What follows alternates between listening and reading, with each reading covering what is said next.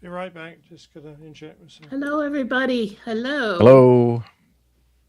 We're just trying to get Captain Stefan signed in here, and then we'll be. These Airbus pilots sometimes need do extra you help notice? Do you notice with technology he's making that comment when Captain Nick is stepped away?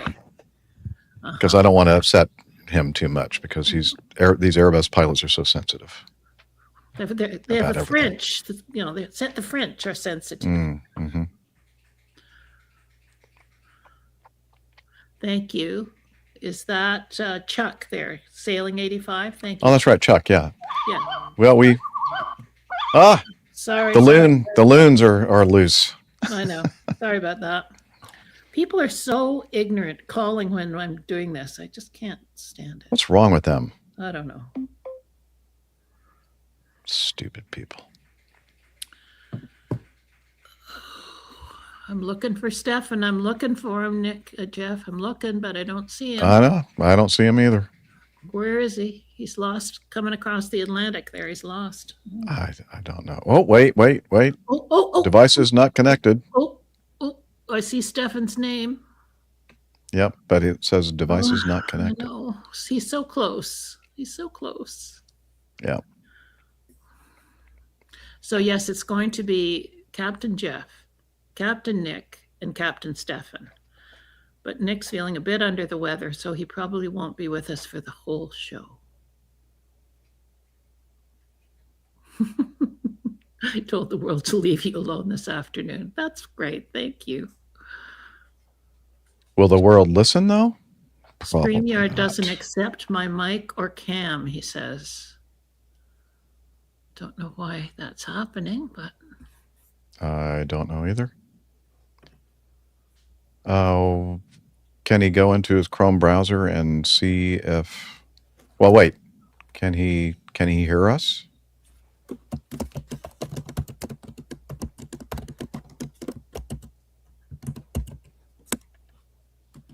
Can you hear us talking, Stefan, in StreamYard?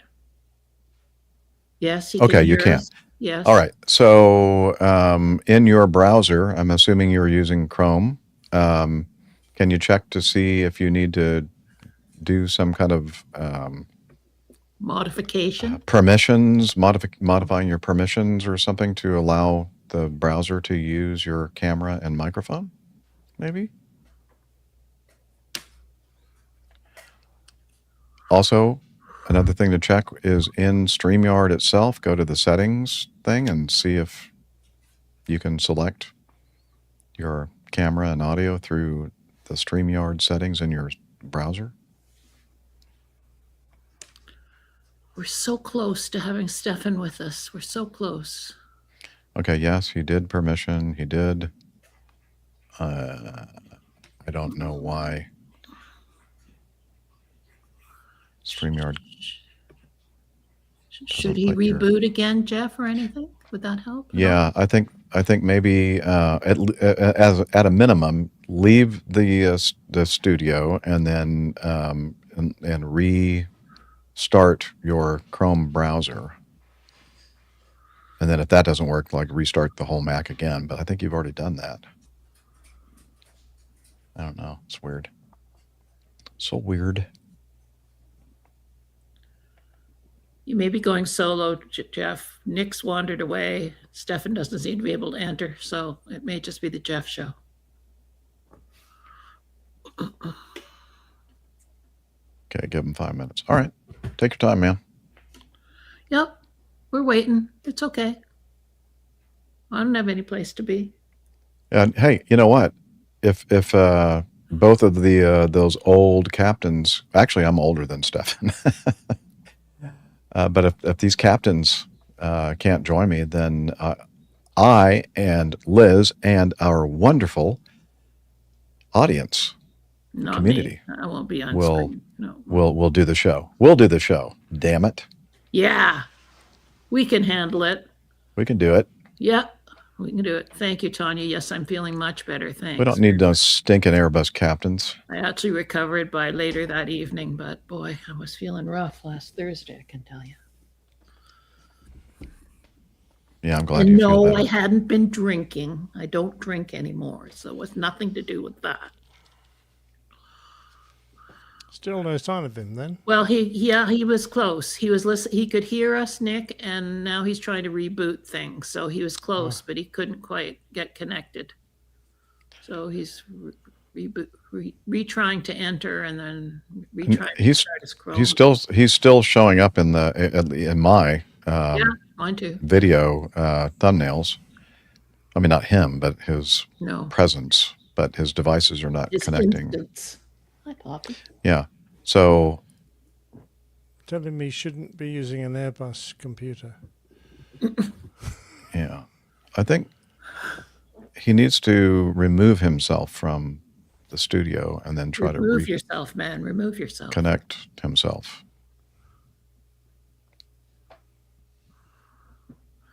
Nick, you speak German. You can give him instructions in German, would you please? Ja. Meine Ja. Luftkissenfahrzeug ist voll mit allen. Dingsbomb. Okay. Eine kleine Oh. Schokolade. Oh, no. I thought I saw A something new fly. guest entered the studio. Oh, he's gone again. So that's good in a way. He's gone out. His instance has disappeared, so maybe he'll come Good. back. Oh, we're live, by the way, are we? Yes. Good job I didn't say anything too controversial. Now, is it just me that's receiving kind of fuzzy video from Nick, or No, my video is beautiful. No, actually, he looks very clear to me. well, that's no good. I'm not sure why I'm getting I a don't know bad what picture. the chat room sees. Your video is very nice and clear. Yes, very also. clear too. Well, thanks. I did a check on this. I'm in the B&B, and they upgraded the Oh, very speeds. good. And now, unfortunately, it's not hardwired. It's still not hardwired. It's going over the Wi-Fi. But when I did the check, I did that one that the Cloudflare check, and it says great, great, great for all the different things. Did that really make you bel- feel happy that it was telling you were great? Did that make you lying. really? Well, I knew it. They Saying weren't talking great. about me specifically. I did. I'm sure you check that every morning. Oh, they've said I'm great, great, great. Great, great, great. I'm mellifluous. Mellifluous, exactly. Is being mellifluous a good thing? I believe. Yes. So. I think it's Pretty sure. a compliment, I believe. I think so. What's the word I'm thinking of? That's definitely not a good thing. That sounds a bit the same. Yeah. No. If I could spell. Mellifluous is an adjective that describes a sound like a voice or music that is sweet, smooth, and very pleasant to hear. Is that right? There you go, Jeff. It literally means flowing like honey. Mm. Oh. Hmm. Oh. Oh. IL says you're all clear and sounds good. So Oh, well. Stefan's about to arrive and change all that. has he been leaving messages over here or anything? Something about Bad air. he's tried all this stuff. He hears us. Can I use an iPad? Not really. Can he, Jeff? Can he use an iPad? Yeah, but I think he's got to download the app, the StreamYard app. Jeff says, I'll blame you. You can use an iPad, Right but idea. you'll Fix your damn computer and we'll buy a new one, you skin. be Yeah, but why is it that you can't do it like you're normal? like it's not like he hasn't done it before. I know. Like what's happened? Maybe it's something to do No, I with the don't know. fire over there. He had a fire for the chat room's sake. Stefan sent us a little video just before the show started of a fire next door to his house. So maybe there's been some. Oh, I see his instance coming back there. Come on, Stefan, you're so close. What's happened? since the last time you were on.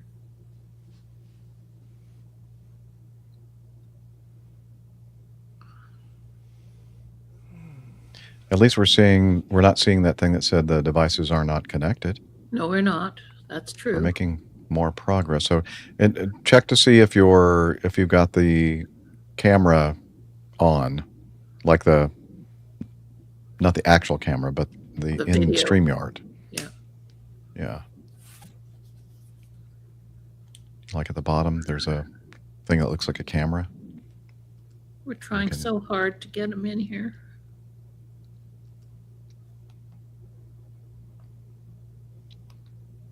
We believe in you, Stefan. We know you can do it. We're pulling for you, man. Oh, Yeah. We're making some progress. The screen It's turns white. Yeah.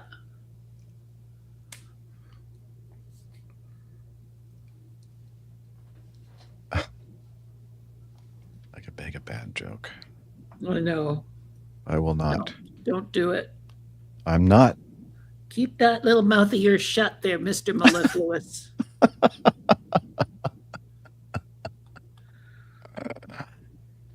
Okay. Yes, ma'am. Yes, TV. No TV. Oh, sorry. Did you hear that? Oh. Yeah. Supposed Yes, to- TV. You said. I was giving a voice command to my television because I want to watch something interesting while you guys are droning on. Oh, Now we know what she does. Oh, there he is. There he is. I see him. Yeah, Okay. I'm there he here. is. Yeah. I could see But it. it's- Can you hear? Can you hear me? Yes. Yeah, Okay. but the camera that you're using is down here. Yeah, I know because my Jeff, he's with us. Just hold on. Okay, okay. I'm It's great. sweating. Honestly, what was the first time you wrote an email? Give me Huh? the year.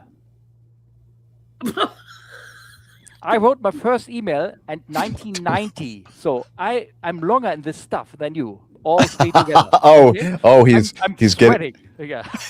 I don't know what's wrong. I think he's I'm- pulling We're just, seniority there. we're just playing around with you. I think he's pulling seniority here. Okay, I have, I really don't know what's wrong. I have now my iPhone plugged in to this, so I have to always look down there to look you personally. Oh no, and it's not turning. Okay, I don't know how to switch on to my cam from the computer Very funny, itself. Chuck.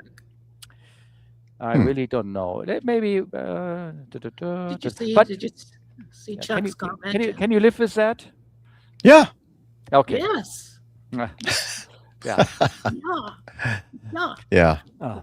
Listen, before we get started, what's happened to the fire next door? Is it out? It's out. The owners weren't there, and the fire brigade came, and it was some, how do you call it when it's only smoke? But it was Oh. very intense. But apparently they took a ladder, and then they went from the roof or from the upper windows and poured water in, and then it was out. So they're going to Put it come down. home to a big surprise. I guess so. And so they moved brand new in for a year or so, Oh boy. and they had 2 cats inside. We're not sure about the cats. Oh, that's not good. I think Okay. they won't make it. They couldn't see a thing in there. All right. For Captain Oh, next no. week, let's get moving, guys. Okay, good. Let me go to Evernote. Yeah. Okay. You just froze a little bit, but maybe that's me. Damn. Why is No, it doing that? It didn't freeze for me. Well, I don't know why it's doing it on my end. I'm supposed to have all this great bandwidth. Piece of crap. Oh, okay. I really don't know what's happening here to the system.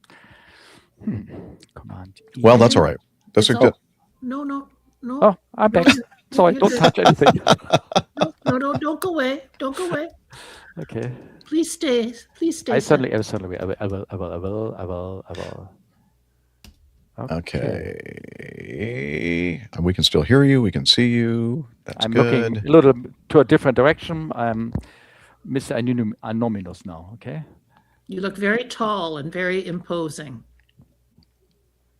Yes, and your neck looks beautiful.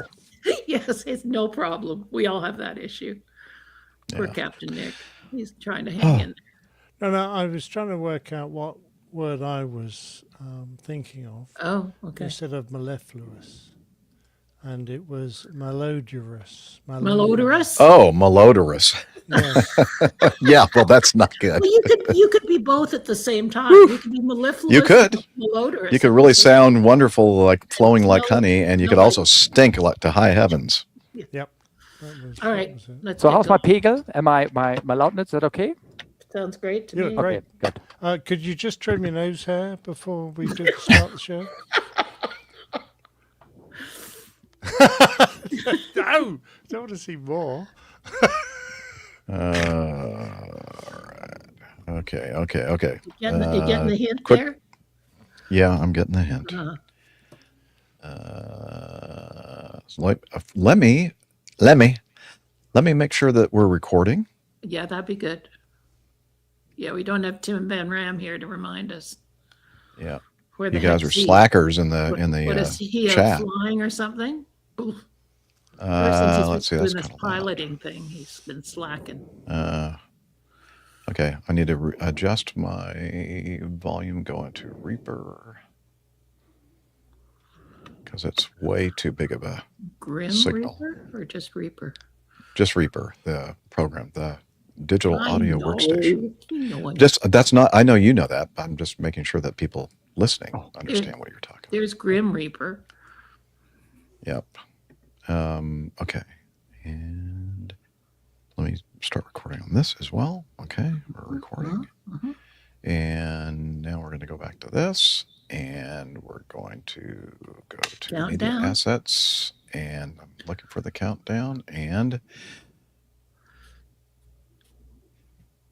here we go. Yay.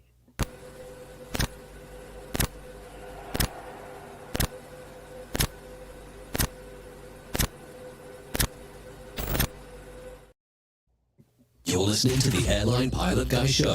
The view from our side of the cockpit door. WAPG. It's the Airline Pilot Guy. Airline Pilot Guy, episode 720. Yeah, he's up in the sky. It's the Airline Pilot Guy. Hello, you're listening to the Airline Pilot Guy Show, the view from our side, the cockpit door, with your host, Captain Jeff, broadcasting live from APG headquarters in Roswell, Georgia. Today's show is recorded the week of August 17, 2026. Yeah, he's up in the sky. It's the Airline Pilot Guy. Picture light and he's flying by with the Airline Pilot Guy. In today's episode, a fatal collision between a small plane and a police helicopter in Pennsylvania. And a controller avoids danger when handling two planes sharing the same identifier. I've been working air traffic for 25 years. I've never seen the two aircraft pretty much merge with the same call sign. That's pretty incredible. Also ahead, more news and your feedback. So get all settled in. Tray tables and seat backs in the upright and locked positions. Electronic devices powered on. I'm Radio Roger, and Flight 720 is ready for pushback. Thank you, Radio Roger. He's an award-winning TV and radio reporter, currently at the #1 all-news station in the nations. 1010 wins on 92. Let me say that again. Thank you, Radio Roger. He's an award-winning TV and radio reporter, currently at the #1 all-news station in the nation. 1010 wins on 92.3 FM in New York City. Welcome to the Airline Pilot Guy Show. It's an aviation podcast covering the latest in aviation news and answering your great feedback.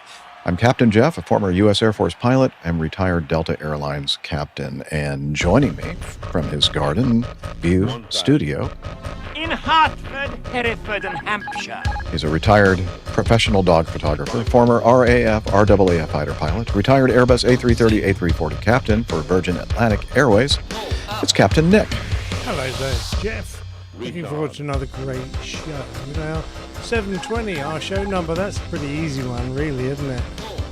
Because the 720 was a dinky version of the Boeing 707, able to work from shorter runways and serve shorter routes. It started with United initially in 1960. and it was missing just over 8 feet of its fuselage. I don't know if they ever found it, but there you go.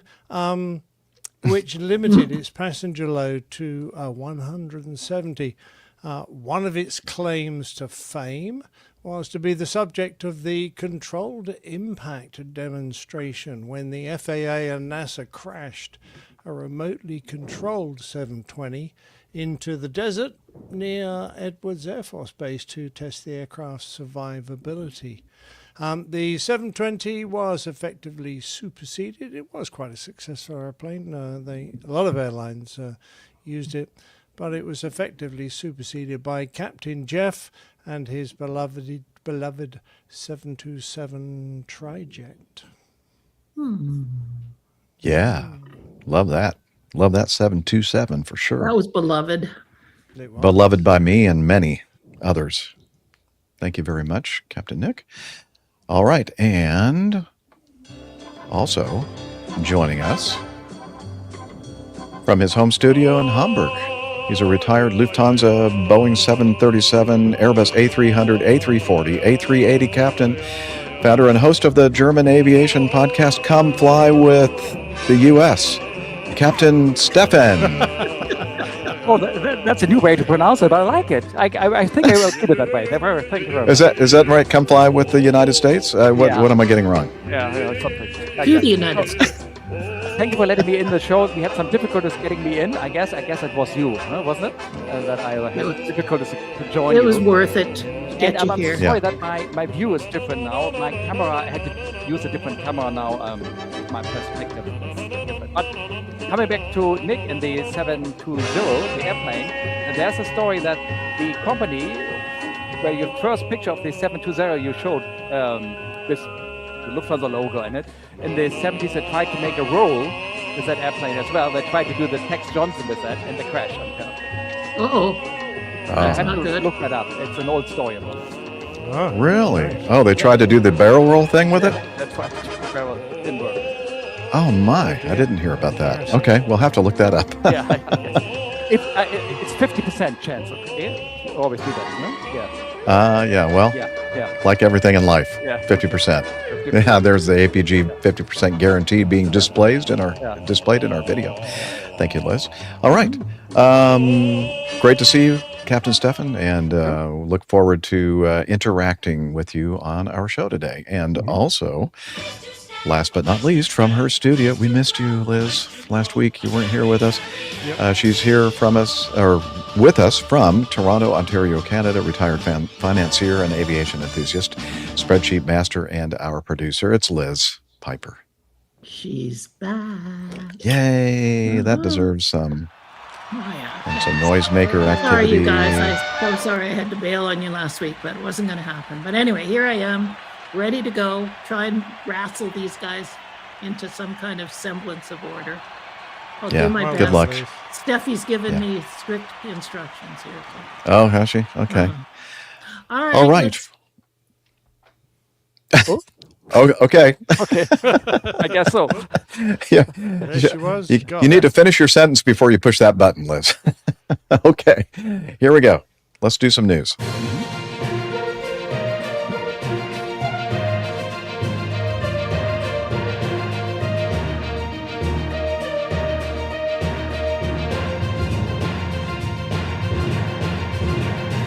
Stand by for news. All right, we're going to start off with this first item in our news segment. I need to scroll to the top. Here we go. This is from the Aviation Herald and some other sources as well.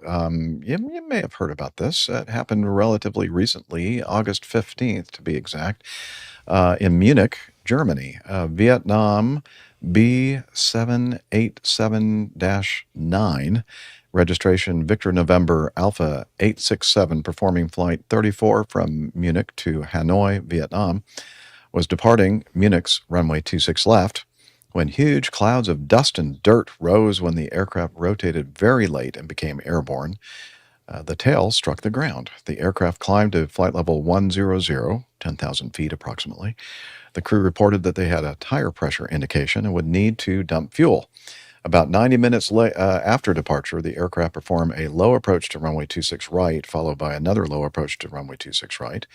The aircraft subsequently landed on runway 26 right. The left main gear trailing smoke and became disabled on the runway. Runway 26 right was closed. It says it's currently closed. Of course, this was a while ago when Simon was writing this, so I'm sure it's open by now. According to preliminary information, the aircraft overran the end of the runway and damaged runway lights.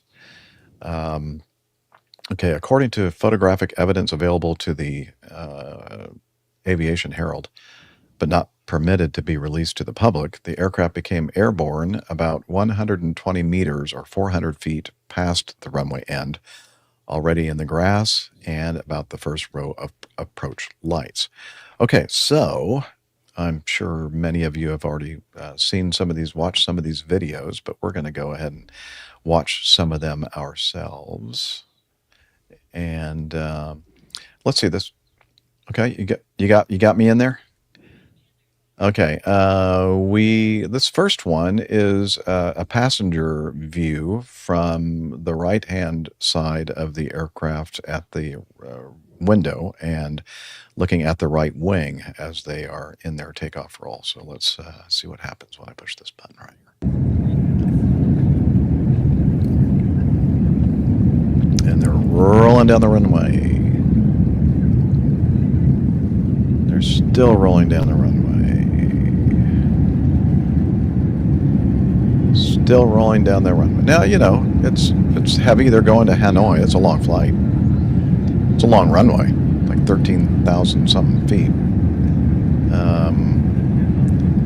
Okay, and they're still rolling down the runway. Seems like they're getting faster. Can't really tell. Still running down the runway. People in the cabin are going, are we still supposed to be on the runway? Yeah, are we driving to Hanoi? Okay, they're still on the runway. I would think that pretty soon we're going to be running out of said runway. Yeah, I'm seeing those tire marks on the runway, which means they're getting close to the end. Oh, yep. They definitely got to the end of the runway. No, down they're flying. They're in the air. Okay, there we go with that one. And if you'll leave that in view, Liz, I will see if we can find another one to watch. Okay, this one is from the other side of the aircraft, looking aft toward the left wing, and they're forward of the left wing and forward of the left engine. Okay, here we go. Rolling. This is about, I think, 45-50 seconds into this takeoff roll at this point when I started the video. I believe there was a note about that. And yeah, we're still on the runway. Still on the runway.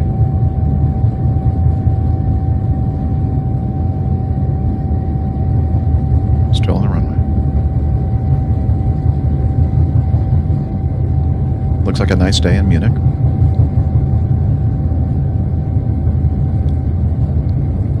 Slats are in the extended position, which is the appropriate place for them to be for a takeoff. They're still on the runway, by the way. And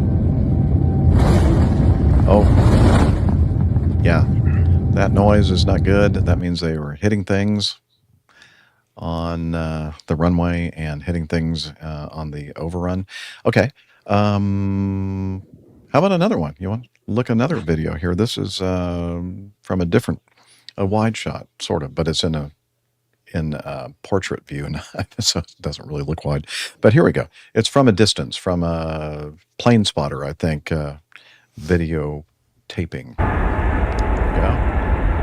So 787-9 takeoff runway overrun.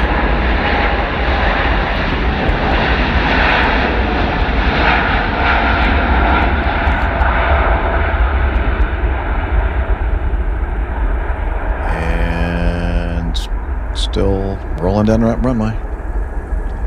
Still rolling down that runway.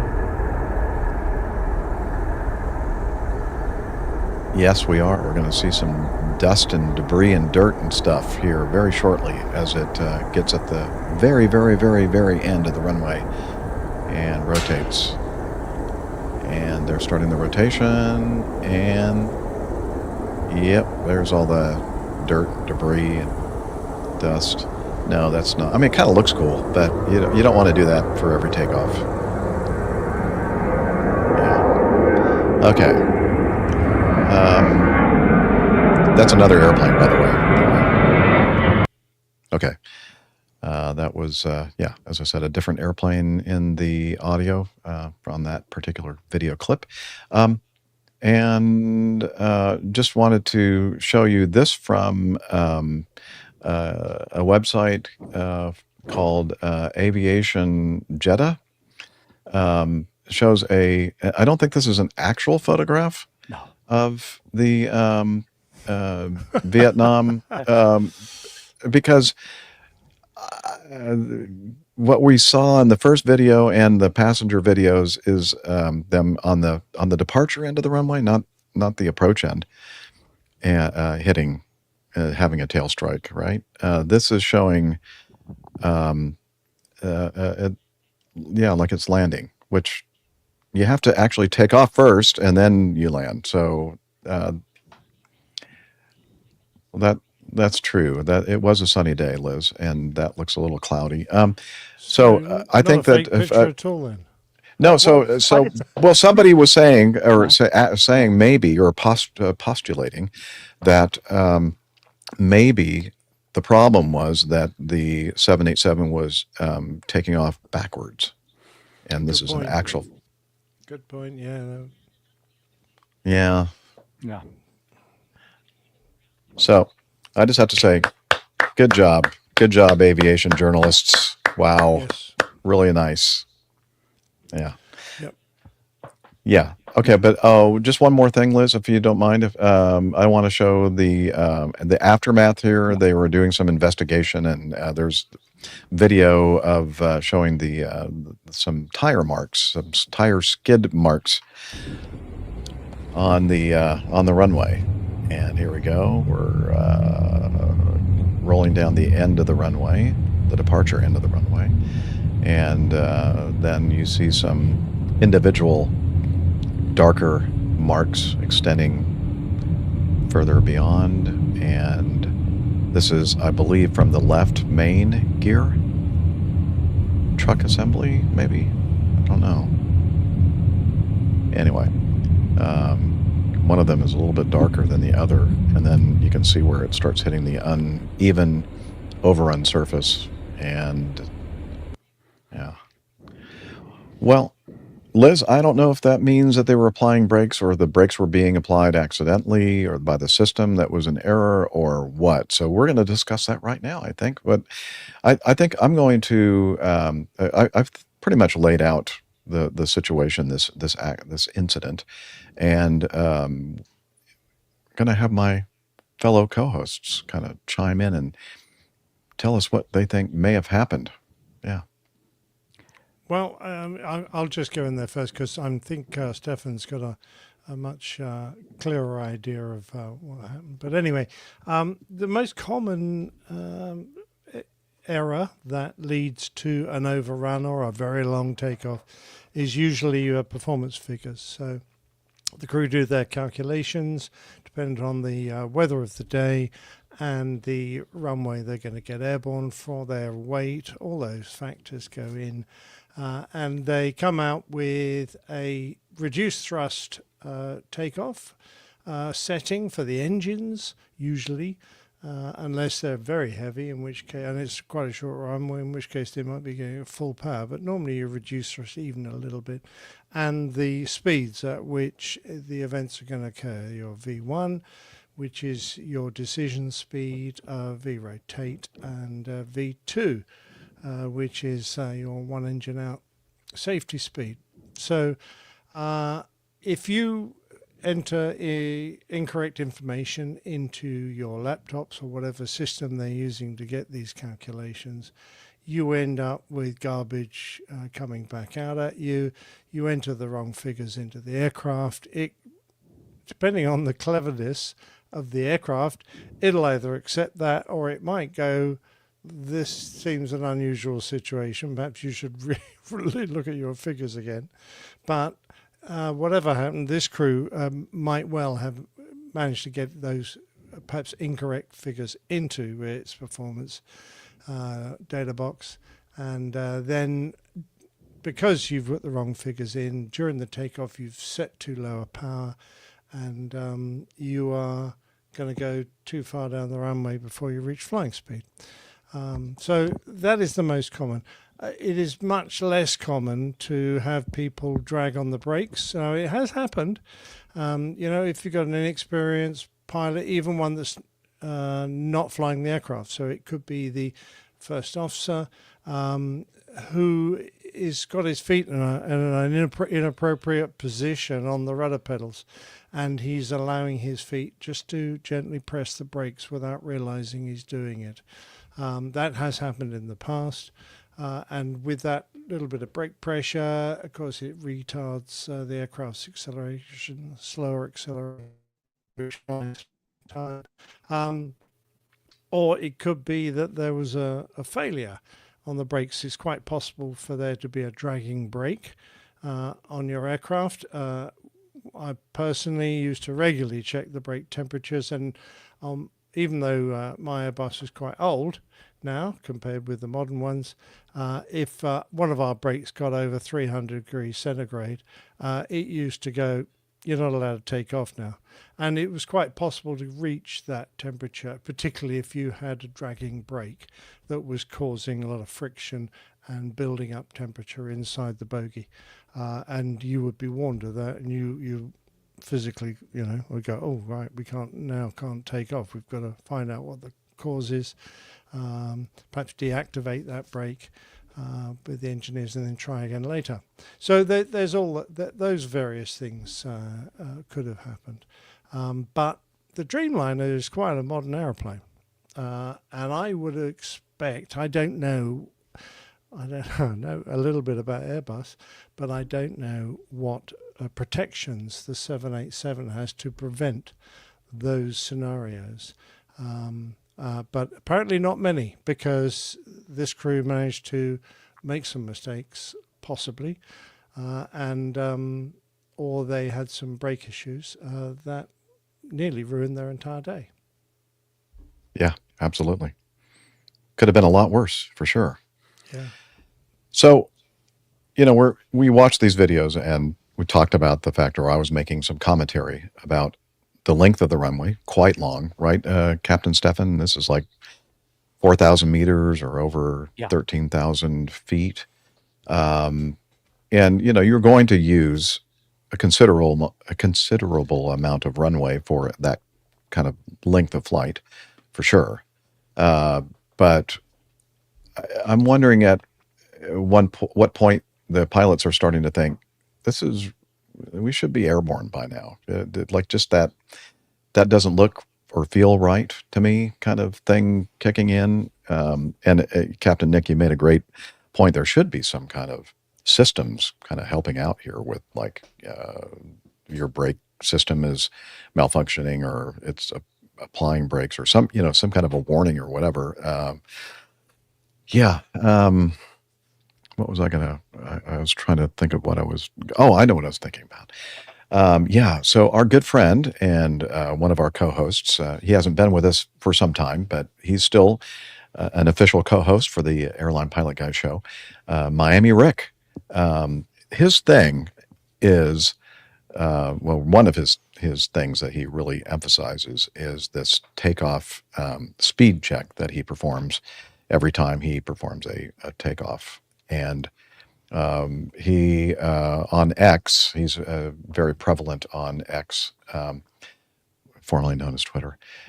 He posted time your takeoffs in all caps. So he's yelling, he's shouting, time your takeoffs. Start your timer at the same time you select toga or takeoff go around to gauge proper acceleration. From the moment that toga is selected to the moment you get to 80 knots, no more than 20 seconds should elapse when the field is balanced. If you don't get there at 20 seconds, something's wrong. You're still slow enough to reject should you need to or rectify the situation. Runway and stop margin permitting. Takeoffs are rarely under balanced field numbers, so you'll almost always get to 80 knots before 20 seconds. Now, of course, your mileage may vary, the type of airplane you're flying and everything else. But anyway, that's something that was kind of going off in my brain when I was watching that long takeoff roll. I don't know. What do you guys think? I think Captain Stefan should say something. Yes. Okay, that's what I him for, no? But Captain Jeff already, Nick already said basically the whole thing, what everybody was thinking at the first time, that wrong speeds or wrong temperature assumes was entered in the system, also flex temperatures, whatever you call that with Airbus, so that thrust was too little or the speeds was wrong set, so they took much longer and rotated then at the end much later. I don't know which point they initially thought they when I was right, that was the first thought I had, and then I got the point. Well, at one point they must have noticed that. So I hope the whole time that at some point in the middle of the runway they pushed the throttle lever forward to get more thrust out of it. That's what I hope. So. I hope so. Mm-hmm. And I'm not sure about those 20 seconds. I don't know what you said. Your mileage may vary, and especially if a very long runway, and 4Ks is a very long runway, that you perhaps, the weight was much to takeoff weight, that you still can use a lot of reduced thrust on that long runway. And so it takes a bit longer for you. I was talking with a colleague, and he said he was taking off at a 4 kilometers runway, and they basically used almost 3,300 meters to finally getting airborne. It was, of course, way beyond the decision takeoff reject speed, but they were using a lot of runway to get a lot of reduced thrust to finally get airborne. So it's not so uncommon that you're getting close to the end of the runway. But again, I'm sorry, I'm talking not very consistent, that my first thought was that they used the wrong performance numbers. Yeah, that's, I think, all of our initial feeling right away was, this certainly does look like one of those instances where the wrong data was used or inputted or both. So, and then, I don't know if you already discussed the skid marks beyond the runway. No, carry on. Well, then this last video with the skid marks beyond the runway came up, and then the second thought come up. Oh, maybe someone was stepping on the brakes during the takeoff.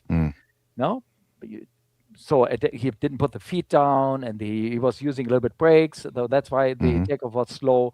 Or then the combination popped in my mind. Oh, they had some issues, crew resource issues management in the cockpit during the takeoff run. Maybe that punched in the wrong numbers. They had a very slow acceleration. And then someone said, we need to reject, and try to reject. And the other one said, no, we need to go. No. Yeah. And he pushed it forward. And so we had a little braking and taking off at the same time. So that was my third guess I had. That never happens, Captain Stefan. That's never happened, right, Captain Nick? Okay. Well, since the captain and the first officer have fought on the flight deck, whilst one attempts to go around and the other one attempts to stay on the runway. And every time one of them opened the throttles to go around, the other one would close them and come on the brakes. And eventually they ran off the runway. No. These instances do occur when you get a complete breakdown of cooperation between the two pilots. Chuck in our live audience says the skid marks on the bottom of the plane weren't the only skid marks during the takeoff. Oh yeah, that's true. Yeah, I'm sure. Yeah. Blackhawk in our live audience says apparently 787 brakes are electric versus hydraulic. Yeah. And now I don't know if that is something that could be a factor as well. I've never flown in a jet that has electric brakes, but I think a lot of the Airbuses do, right? Have electric brakes and not hydraulic. No? Oh, okay. Never mind. All hydraulic, to my knowledge. Okay. I don't know why I thought that. Sorry. But then, I mean, then the issue, then there was a tweet. I think you have it also in the show notes from some part about the high brake temperatures coming up. So that's confirmed that something more with the brakes maybe is the issue during the takeoff. Yeah. Or not? Yeah. All of these things I could be, the possibility of what occurred here, or a combination of them, I guess. And the point I was going to, or to emphasize the point that you made, Captain Stefan, is we would certainly hope that, and hopefully they'll have the data to determine whether or not this actually occurred. When you get to the point where you're thinking, that the end of the runway is really getting close, we're coming up on it, and we should probably be airborne by now. It should be your natural reaction to just jam those thrust levers to what position would that be for? For the 787, I would imagine it would be like more of a standard kind of traditional thing where you just jam them into the firewall and hope that the engines give you as much thrust as possible at that point. I would note that, and maybe it's just, I don't know, the technology or whatever, but those two recordings that we heard, and even the third recording, video that we watched from afar, you could hear the engine sound. I never at any of those or on any of those videos, listening to the audio, heard the engine spool up any. And maybe there's a limitation to the video recordings or something, but you would have heard, seems to me that you would have heard like the engine spooling up a little bit toward the end of that takeoff roll where the pilots go, oh yeah, we need to add power. I don't know. UH Blackhawk says, BFU says the airplane decelerated twice. Second after. I think that was a comment from the crew saying V1. that after V1 they noticed deceleration, and then they went full power. Oh, okay. Interesting. But I've done that on a takeoff. My very first takeoff out of Cape Town, so I was pretty new captain and new destination, so I was doing the flying, and I didn't realize that Cape Town's quite an undulating runway. So we did everything normal. This was in the days of paper performance figures. So we got all the figures out of a big book and wrote them on a piece of paper and stuck them down in front of us. We still entered them into the aircraft electronics, but no, they were there and done manually without using a computer. Anyway, we set off down the runway, and I was looking at what I thought was the end of the runway. I was going, that doesn't look... that does not look right. No. What's going on? So I just went toga, and I, told the crew I'm going toga. And going, then, why? of course, we went over this slight hump, and the rest of this enormous runway revealed itself to me. And I went, well, I might as well leave it there now. Yeah, Too late now. I'm not going to try and pull mind. it back again. That would be silly. So Yeah. we did a toga Just leave it. takeoff. But Yeah. Oh, Bundesstelle für Flugfalluntersuchung, BFU. Very easy. Yes. Or I like to just say BFU. Yeah. It's just a little bit easier. Mm-hmm. Yeah, well, that's true. I'm just desperately looking for a sound effect. We're talking about toga, Yeah. and I just can't find it. Dang it. Oh, well. oh well, in post. Yeah. Oh, wait. Here we go. Toga! Toga! Toga! Do you think that maybe if we hear the cockpit voice recorder, this is what we'd hear? I think so. This would be all the first class passengers shouting at them. Yeah, they're all going, toga! Toga! Oh, dear. Absolutely. Oh, my gosh. Anyway, Yeah. I'm glad they got away with it. I'm glad no one was injured. That's all good. But it could be a sad end to these pilots' careers. Yeah, but we're going to get to that in a moment. Finished with that.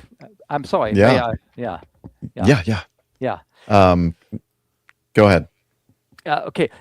Then there came the tweet with the brake temperatures, and then the first leaks coming. I don't know where those first reports from the pilots came. You were talking about that, what they mentioned.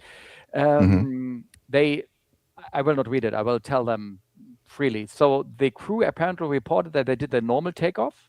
We didn't confirm that. That's just rumors, is that, or is it some official I think it's rumors. Yeah. rumors? Yeah. Yes. Even though the chat says it should be somewhere on the BFU, on the Bundesunfallfluguntersuchungsstelle, that where the crew was making their takeoff beyond 90 knots, and they noticed some not, or maybe deceleration, or maybe not, for 2 seconds the aircraft didn't accelerate, and then it accelerated again normally, and then it slowed down, or it had some deceleration, and then they pushed the thrust lever full forward. I mean, that's Okay. just rumors. And then they barely made it then airborne again at the end of the runway and took off. That's what rumors were saying, and apparently also some kind of digital data readout from the German accident reporting station. So maybe there's something more in it, the whole thing. Yes, AL in our live audience says the EDR shows 2 deceleration. So that seems to me to point to like an issue with the brakes, right? Like because the engine thrust wasn't being adjusted at that point when they got the 2 like pauses in acceleration or deceleration. Yeah, interesting. Oh, UH Blackhawk in our live audience says, I guess he's listening to us recording live while he's at the gym or on a Stairmaster somewhere. He just fell off the Stairmaster laughing. Hope he's okay. So, all right. So, I mean, I'm asking you two guys, when you were doing a takeoff, and did you notice sometimes that the airspeed didn't build up very fast, or that the airspeed slowed down in acceleration and then it went up again normally? It could happen to every takeoff. I mean, sometimes even on a sunny day, if there's a rise or pocket of air going up, and you have some gas or whatever, the airspeed can fluctuate. So my first view would be then on the ground speed if this is accelerating normally. So it's not something what I was getting too much concerned if it's just for 2 seconds or something. Right. Or what about you? No, I agree. And what's more, some of the features of our engines when we were flying with the Trents, the Trents would sometimes adjust their power, or they would reach full power, but it would take them some time to get there.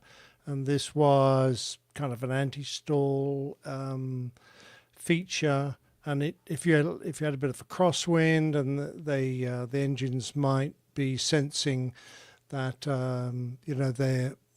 they needed a little more time to reach full power, that might occur. But I'd never had that occur. Once you got up to sort of 90 or 100 knots, it was always pretty solid at the power. We got the power, we called it stabilized, and we checked it, and we were happy usually to go. I'd never had the engine thrust reduce ever at that point, but we did have cases of incorrect foot positions on the rudders. That had happened, and people, without even realizing, were resting their feet on the rudders and accidentally applying brakes, because instructors, they don't often look down at their students' feet because there's a big center console in it's hard to see, and they're stuck under the instrument panel, so it's very hard to see. So bad habits can be carried actually onto the aircraft for a long time, and people have a habit of putting their feet in different good positions. I remember the story of one captain who failed his line check because he had the habit of taking his feet completely off the rudder pedals and putting them flat in the floor, because he was very worried about the possibility of touching the brakes during the takeoff run, and he was failed. And they said, "Well, you can't do that, mate. The higher speeds on the takeoff roll, that's what you're supposed to use. To keep it going straight down." This was when he was pilot not flying, but of course our company, if you reject the takeoff, the captain immediately takes control. But so you can't do that. You can't not have your feet on the rudder pedals in case you have to take control during a rejection. These things. And yeah, you should. I'm sure that you're taught the same, and I'm sure it's the same in the Airbus world as it is in all the airplanes that I flew. That you keep your heels on the floor, right? And so you don't have a tendency to actually hit the toe brakes on the rudder pedals. Exactly Wow. right. Yeah. Regarding the UHB falling off the Stairmaster, Chuck says evidently he experienced a sudden deceleration also. Yes, he did. And Poor chap. felt some G forces. 1G, I think. Okay. Well, I'm hoping that we'll get some preliminary data, a preliminary report may I say officially something? soon. Yeah, sure. If that is really true, if their brakes were malfunctioning during the takeoff roll, and they put some, by the way, I looked up the Airbus faults. What would happen with an Airbus if you're getting the situation that one brake is braking during the takeoff roll? If you get a warning like this, or not a warning, a situation like that, I think kudos to the crew. If the brakes were accidentally applying, if there was a malfunction in the brake, I mean, they did everything okay. They did a good job. They rotated at the end. They did, of course, a tail strike, but they get it off. I'm not sure if they retracted the gear or did they left it down. I don't know. I would hope they left it down. Yeah, I hope so But too. I don't know. Yeah, I don't know. I didn't see any picture. Sometimes Yeah, it's just an find out. instinctive thing, isn't it? Yeah, to, Yeah, it get is. the gear They up. did climb to about 10,000 feet or flight level 100. But yeah. On the other hand, if they think there was a performance issue with the aircraft, maybe then they said, "What the hell, up with the gear to get better climbing out." So that point. could be both. So, but if that was wrong, I think kudos. That was good. Good, they did a good job. And also at the landing and the two overflights and everything. I hope that would be. It's not good for Boeing again if there was something wrong with the brakes, but good for the crew, I think. Yeah, I agree. Yeah. All right. Well, very good. Our producer in the background is telling us, well, it's not the only thing that happened at Munich Airport in recent they had a beer fest days. as well. Oktoberfest, Well, did they? not quite. Yeah. Next month, I think, right? September, I think. You can start early. There's no can you? penalty for starting Oktoberfest early. Yeah. Okay. Well, I don't know what all the rules are, but, okay. But good thing we have a German here that can tell us all the rules regarding Oktoberfest. But I'm not a Bavarian. And from the north and you got to be a those- Bavarian. No, you got to be okay. Bavarian. You Yeah. don't have Okay. lederhosen. No. Oh, you don't? Oh, dear. All right. Well, here Bavarian. Yeah. we're going to move on to this next one, also from the aviationherald.com. A Lufthansa Airbus A380-800 registration Delta Alpha India Mike Lima performing flight 459 from San Francisco, California to Munich, Germany, landed on Munich's runway 26 left, but touched down short of the runway threshold. The aircraft rolled out without further incident and taxied to the apron. The airline reported the aircraft contacted at least one of the runway threshold lights, causing damage to the treads of a number of tires, because that airplane has a number of tires for sure. Yeah. The occurrence is being investigated by the, what was that again, Stefan?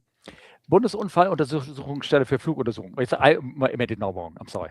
Cut that out, please. Okay. Yeah. It does. I mean, Yeah. thank you again for that. He BF is mellifluous. Yeah. We have a little bit of video from the inside in the cabin, where you at the very point where they touch down, and it's kind of a noise that is a little different than you normally hear. And here we go. If we're ready, coming in, they're about to touch down. They touched down. That's a 380, just a reminder. You don't normally hear noises like that, do you, in a 380? No. Yeah. They're always we do. doing smooth landing, like butter. Like butter. I mean, but that thing is so huge. Yeah, like it would take something so Yeah, that's if you land on the runway, of course. Yeah, it was. Yeah, it was. It was. What do you think? Well, it was on the same runway. It was 2 days late, 2 days later than the 3 later, yeah. 3 days later than the Vietnam The Airways Dreamliner. incidents. It was the same. Blame Boeing then. It's their fault. Oh, because they screwed up the runway a few days missed the before. runway. Okay. It's the same landing direction though. So apparently the ILS isn't working on that runway anymore because the 787 took some parts of the localizer system off and during the long rollout. So it has no ILS working right now. And so the crew, apparently, I'm just guessing, I really don't know, was doing some kind of, GPS approach, or how do you call that, SLS approach or FLS approach at the airport, at Munich. And so not 2D, maybe GPS 3D approach. However, and there was some weather issue. If you go to Aviation Herald, you see that was vicinity showers, vicinity thunderstorms, some rain. You could also see it at the window. So maybe they were having really a good glide slope indication because there was, as I said, a non-position approach. And well, they got a gust or whatever, and they touched down short and took off some runway lights, or one runway lights. Not a good thing.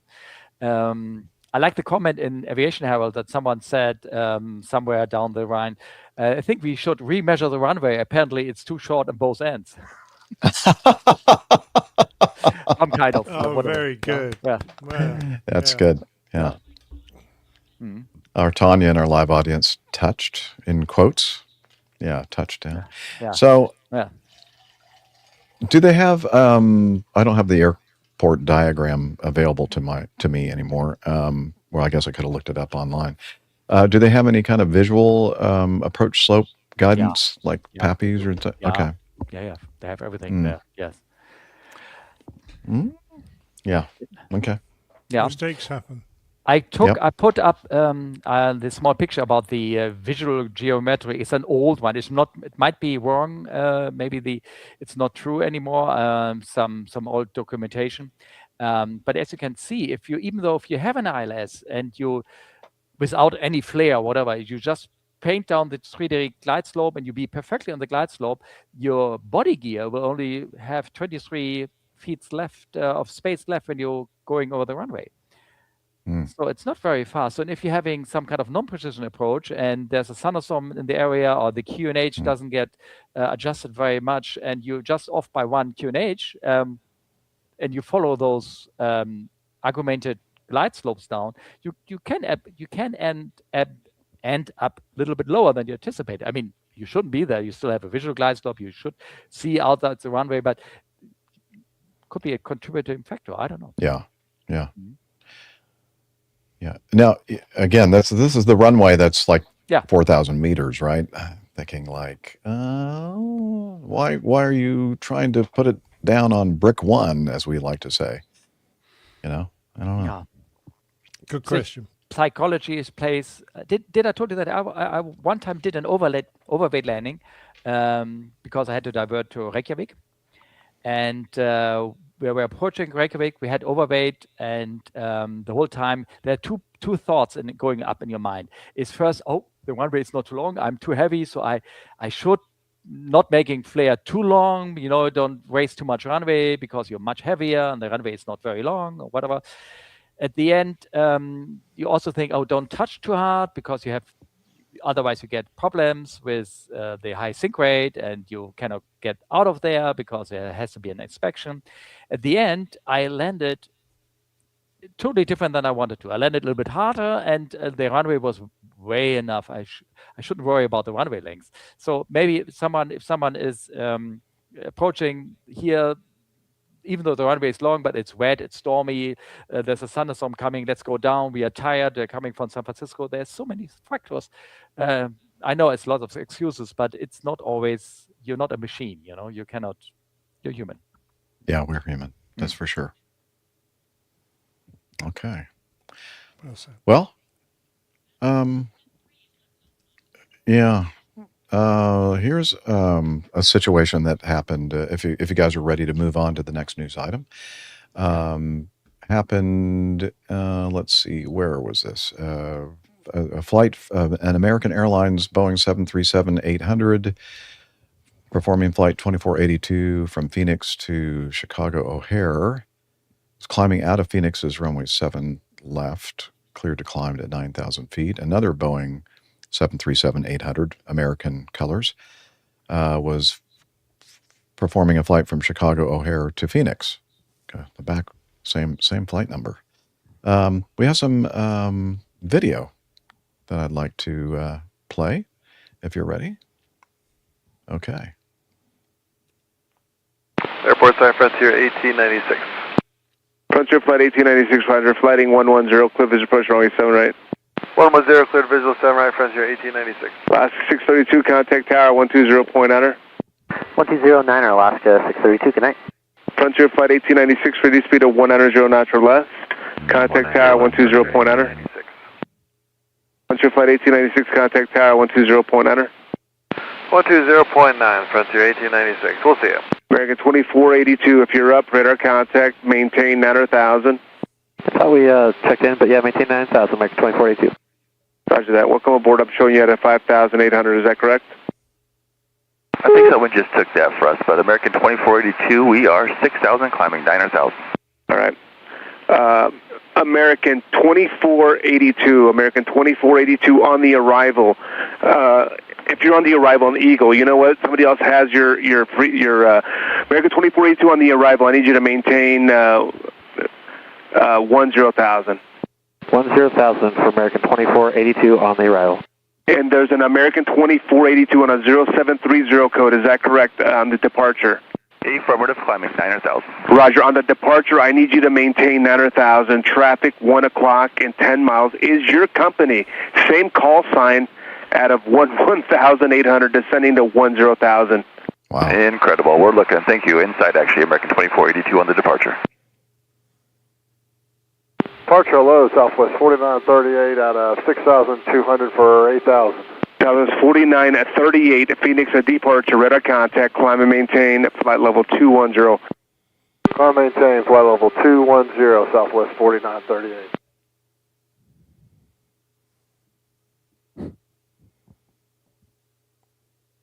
That's incredible. American 2482, the departure. Traffic 12 o'clock and 3 miles is your company. 1,000 descending to 10,000. Maintain 9,000 for the departure. Ford level 9,000 on the departure. Traffic inside American 2482. American 2482, the arrival at a 1,000. Traffic south of your position, less than a mile, level at 9,000. Traffic's inside American 2482 on the arrival. And American 2482 hit itself.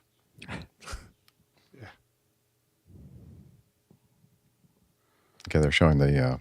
American 2482 arrival. That traffic's no factor. You could descend via the arrival. Thank you very much. Descend via the arrival, American 2482 arrival. American 2482, a departure. The departure at 9,000. Climb, maintain flight level 210. Climbing 210, departure American 2042.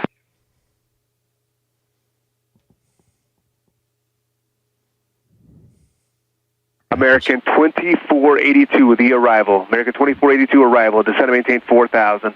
Descend maintain 4,000, American 2482 arrival. American 2482, the departure, climbing over Mr. Bill. Contact Albuquerque Center on 127.67. Thanks for your help, sir. Yeah, great job. 2767, take care. 2042 departure. United 1729, descend and maintain 4,000. Then 4,000, United 1729. American 2482, the arrival. We're going to put in the MRI. That's the first time I've been working air traffic for 25 years. I've never seen the two aircraft pretty much merge with the same call sign. That's pretty incredible. Yeah, we were going to say good job. You know, I've been flying a lot less than that. I've never seen that either, so nice work. Yeah, no problem. That was. I'm glad it all worked out there. It could have been disastrous, but I'm glad it all worked out. Yeah, same frequency and pointing right at each other. That's pretty crazy. Yeah. Yeah. What are the chances of that? They have to be infinitesimal. So, I mean, I think just a brief comment from me, and then I'll let the captains, the other captains, discuss as well. But I think that this showed some great adaptability by the air traffic controller to immediately understand what the situation was and using terminology to clearly define the flight that he is talking to by saying, approach and departure, and then also those pilots in those individual flights also adapting that same nomenclature to be sure that we were receiving the proper information and performing what air traffic control wanted us to perform. But thinking about this situation, how this could possibly happen, many of you are probably thinking, well, isn't there some kind of a way that you avoid having this kind of thing occurring? Usually it's not this flight is scheduled, to go from Phoenix to Chicago O'Hare and then Chicago O'Hare and back to Phoenix. And they're separated by the scheduled flights anyway are separated by a significant amount of time. But when one of the flights was delayed quite considerably, that time separation compressed to the point where they were actually operating at the same time.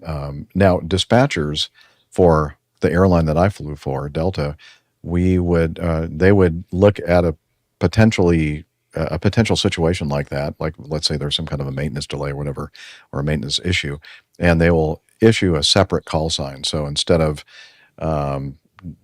Delta 2482, they would actually use a call sign like 9,000 something, 9485, whatever. They'd change the number completely. So it would be a new numerical number so that you wouldn't ever, when you were making your PAs to the passengers and everything else, it's still American flight or a Delta flight 2482. But when you're talking with air traffic controllers, now you're Delta flight 9453 or whatever number I just made up. The other way that I've heard it done, and I think most airlines do this, and maybe you guys can chime in on this as well, is they'll say, in this case, American 2482 Alpha or America 2482 Bravo, some kind of a letter designation at the end of it to kind of differentiate between the normal just numbers. Okay, go ahead. Yeah, I agree, 100%, Jeff. And we would do it regularly. But if there's any chance that you might get an aircraft airborne at the same time as someone with the same call sign, why bother? You can have the same flight number. That's no problem at all with regards ticketing and passengers and flight plans, etc. But the radio call sign needs to be individual. And I'm really upset with American for letting this happen. This could have been absolutely disastrous if the air traffic controller hadn't been on the ball and one of those aircraft had picked up the correct call sign and obeyed an instruction to go to the same altitude that the air traffic controller had just given to the other aircraft with the call sign. They would have been not only at the same piece of sky, they would have been at the same height. And I'm going, this was so avoidable. It's this administrative crap this is, and you can just fix it by going, we're never going to let those call signs mix, radio call signs mix again, so the air traffickers never have this issue. And we would do the same as well as you just mentioned. If we we were asked to report any time that there was a confusion over our call sign and another aircraft's call sign, another airline even, just because the two numbers might be the same or whatever, even though we were obviously a Virgin and they might be a China something. If they said, if you ever have a mistake of call sign, let us know, and we will alter our call signs to make sure that it doesn't happen again. And so we will often have a suffix or a prefix of a letter, as well as the flight number, to make certain that we didn't ever do this, just like your airline. And I don't know, American have some explaining to do when it comes to this and this particular incident. It does seem that the dispatchers or dispatching department at American really dropped the ball on that one. Yeah. Maine Marin in our live audience says, did ATC hold his breath when they crossed paths? I think he did. I think we were all watching the simulated radar display. We're holding our breaths, like seeing them merge. The last instructions he gave to the aircraft when they were inside a mile, I would not have said those, because he was just reiterating the clearances. And if either of those aircraft had made a mistake at that point, I'm going, oh, did you really need to do that? Just in case one of them makes a mistake. And I agree. Yeah. It was, I'm sure he was thinking, I can't believe this is happening. I mean, not only the same call sign, but on the same frequency, in the same airspace. And not only that, they're actually converging, one descending, one climbing. Like, what are the chances? That's crazy. Yeah. Wow. I have a question. Yes. You both flew through an airline. How is the flight numbers handled in your, or handled in your company? In example, outbound flights from Germany and with my company are always even flights. Inbound are always uneven flight numbers. And is there some kind of rule to the flight numbers? For example, North American flights are always with a 400, for example, is the first flight to New York, or 450 was Los Angeles. So you always knew what kind of flight number, what direction goes, if you're talking about long haul.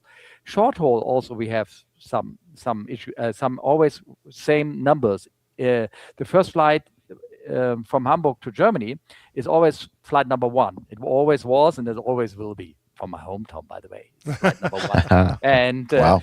And then the second one is 3, and the next one is 5. So there's some regularly. And then in the at the end, at the beginning of 2000, when more and more flights were coming, it always got confused with other flight numbers, as Captain Nick was saying. So they had to change the numbers. So sometimes there was the third flight. It was not number 5. It was a number 19, because there was confusion with some other flight numbers. And then finally at the end, they all switched to alphanumeric call signs. So I think 80% of all the European and inner Germany flights for my company, they have alphanumeric call signs, which has nothing to do with the flight number.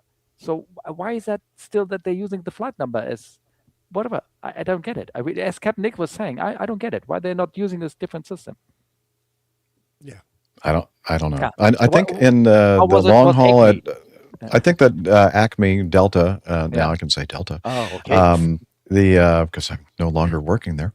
I think that maybe the long haul operation had the numbers, had some kind of a sequence like that, where one flight 36 is going that direction and 37 is the opposite direction or whatever.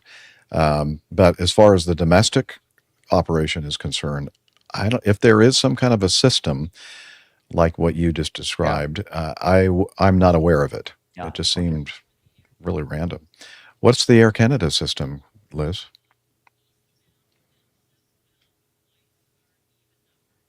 Mm-hmm.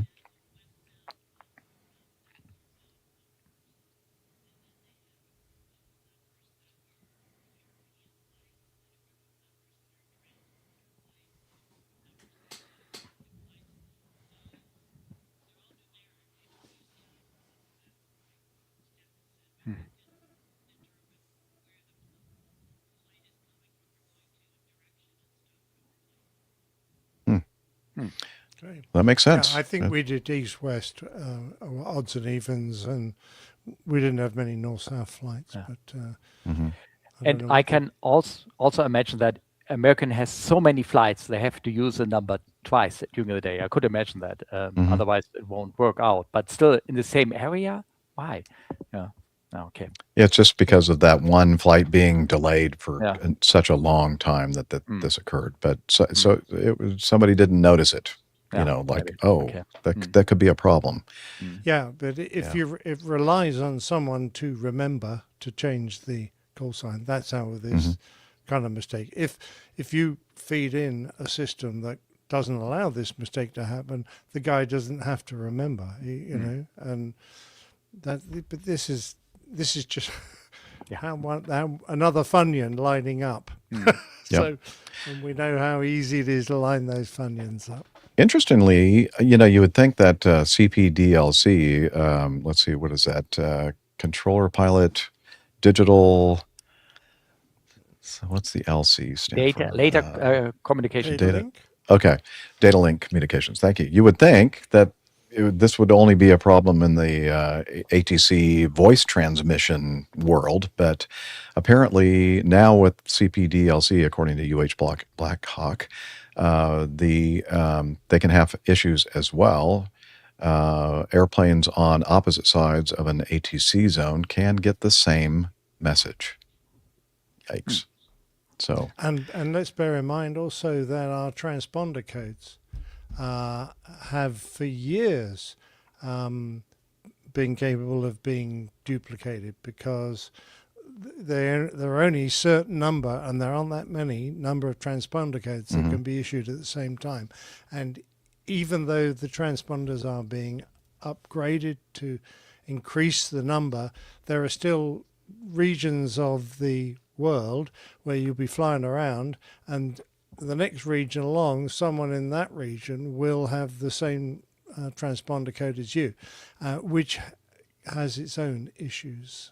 yeah, that was actually quite common in my experience flying, where you would be cruising along and they say, Delta 503, change your squawk to blah, blah, blah. And that's what was happening because there was some kind of a conflict within the National Airspace System where these two transponder codes were being used simultaneously, and that causes havoc for the automation system. So they just give you a new transponder code. And actually it seemed to be happening more and more often toward the latter part of my career. I guess because of just the increase in flights. Of aircraft.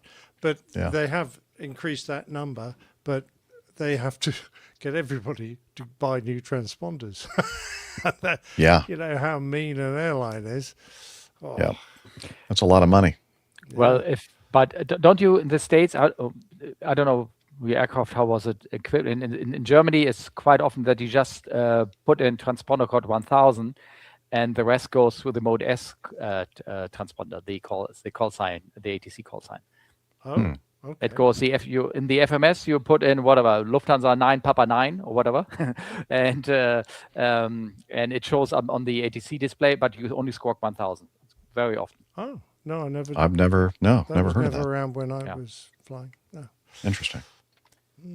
Okay. Well. Okay, one more news item before we go to the Getting to Know Us segment. And did something else happen in Munich? Or no, actually. Oh, okay. Let's. Malta.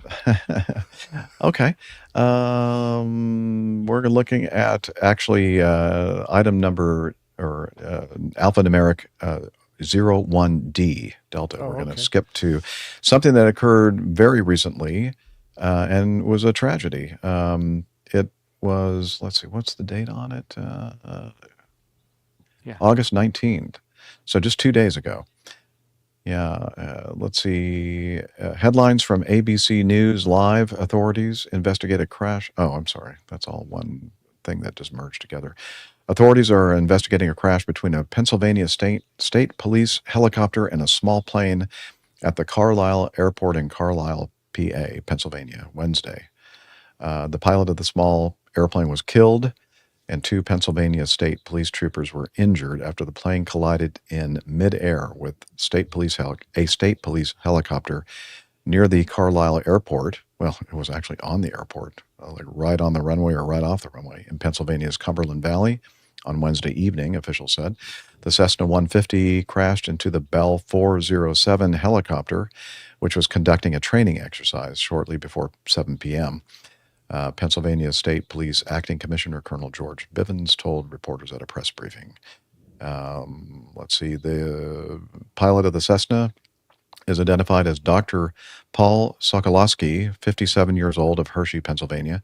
He was the sole occupant of the plane.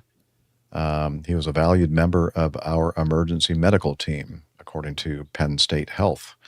The pilot was a certified flight instructor. National Transportation Safety Board investigator in charge Aaron McCarter told reporters during a briefing on Thursday. A trooper and a colonel who were inside the helicopter were injured in the crash but are expected to recover. Let's see, it was Corporal Bryce Corman and Trooper Corporal. I thought they said Colonel. CPL is the abbreviation. Okay. It was either a colonel or a corporal.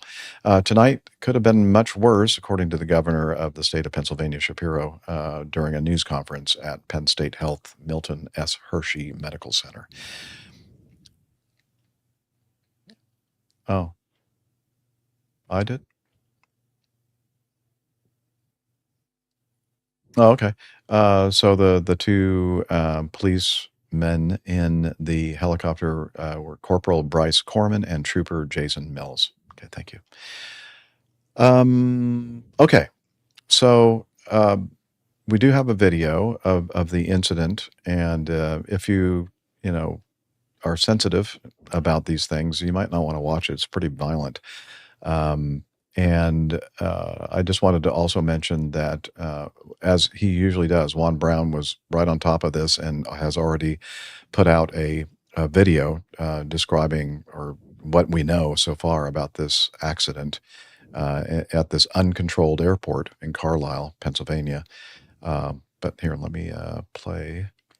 The only reason why I'm saying it is you should check it out. If you don't already subscribe to Blancalerio channel, you should, because he does an interesting, or he does a nice job of this interesting situation. Okay, here we go. You ready for me to hit the button? All right, here we go. We're going to watch the video.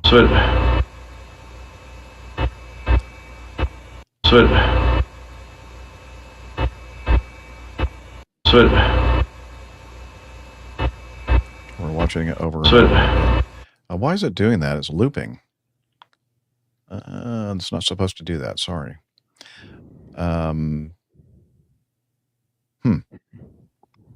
Anyway, you get the idea. It shows the Cessna 150. Now, when I first saw this video, guys, I thought this was a intersecting runway or something like a. But when you look at the airport diagram, it's just a single runway. And as I mentioned, uncontrolled field. The helicopter had basically done a straight-in approach coming in from Harrisburg, Pennsylvania, and the capital of the state, heading west toward Carlisle, PA, this uncontrolled field.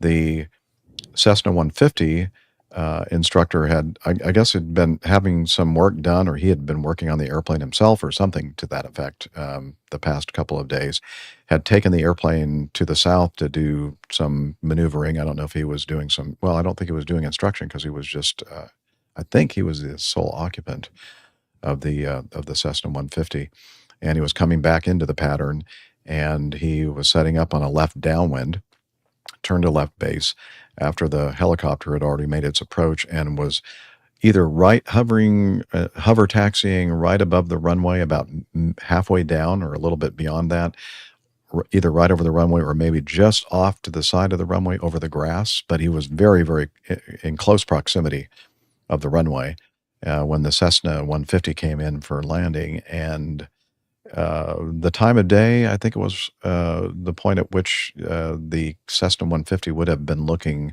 directly into the sun, so his visibility may have been obstructed. I don't know. We haven't heard, or I haven't seen anyway yet, any of the audio, if there is any audio, because it would have been a Unicom frequency.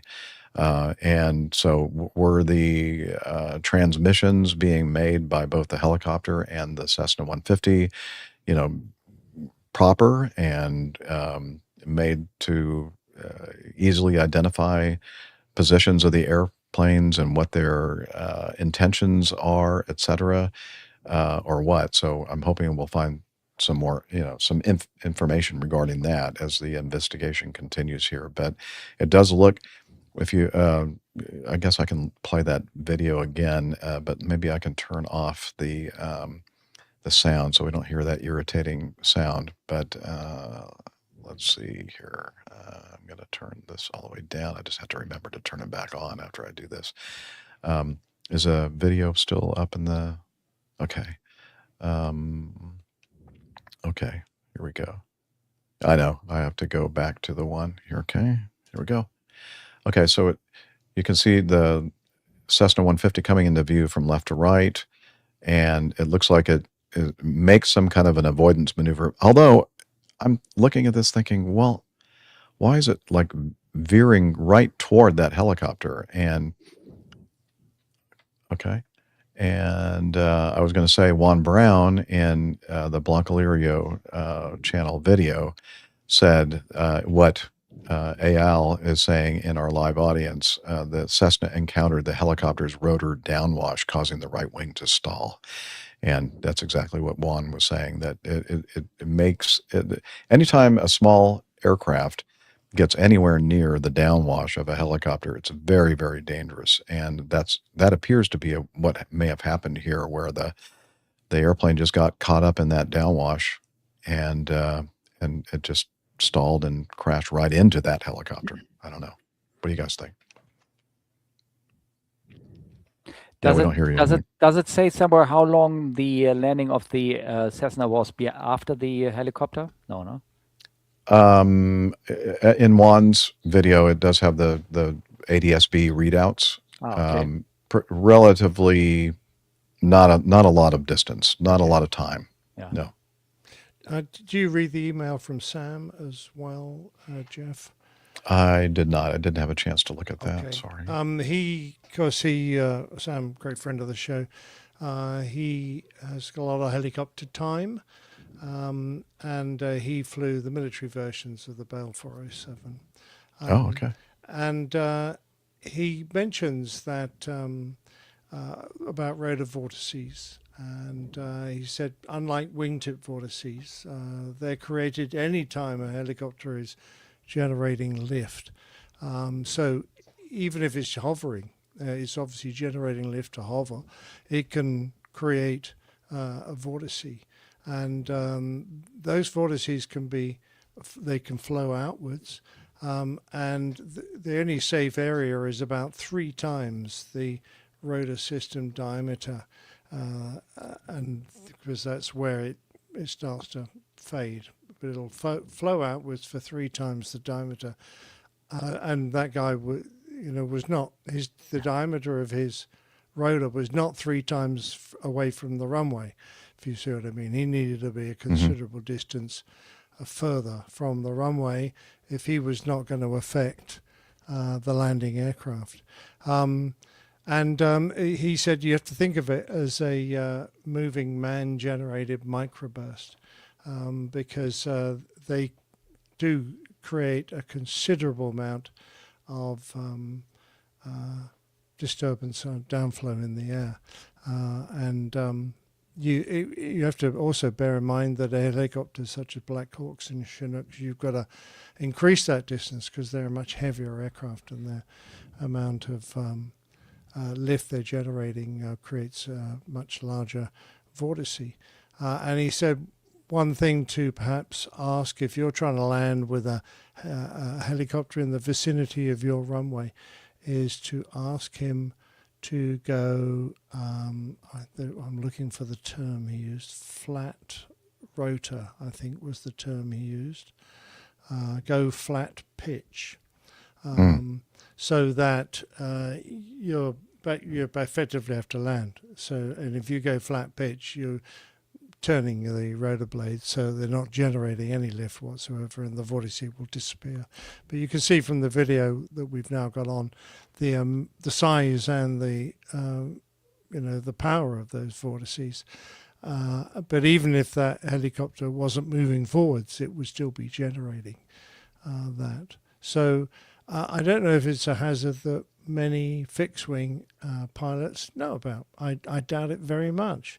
I think helicopter pilots should be aware of the danger they present to fixed-wing aircraft. They're obviously a lot more aware because they're flying in adjacent to other helicopters a lot more than fixed-wing aircraft. So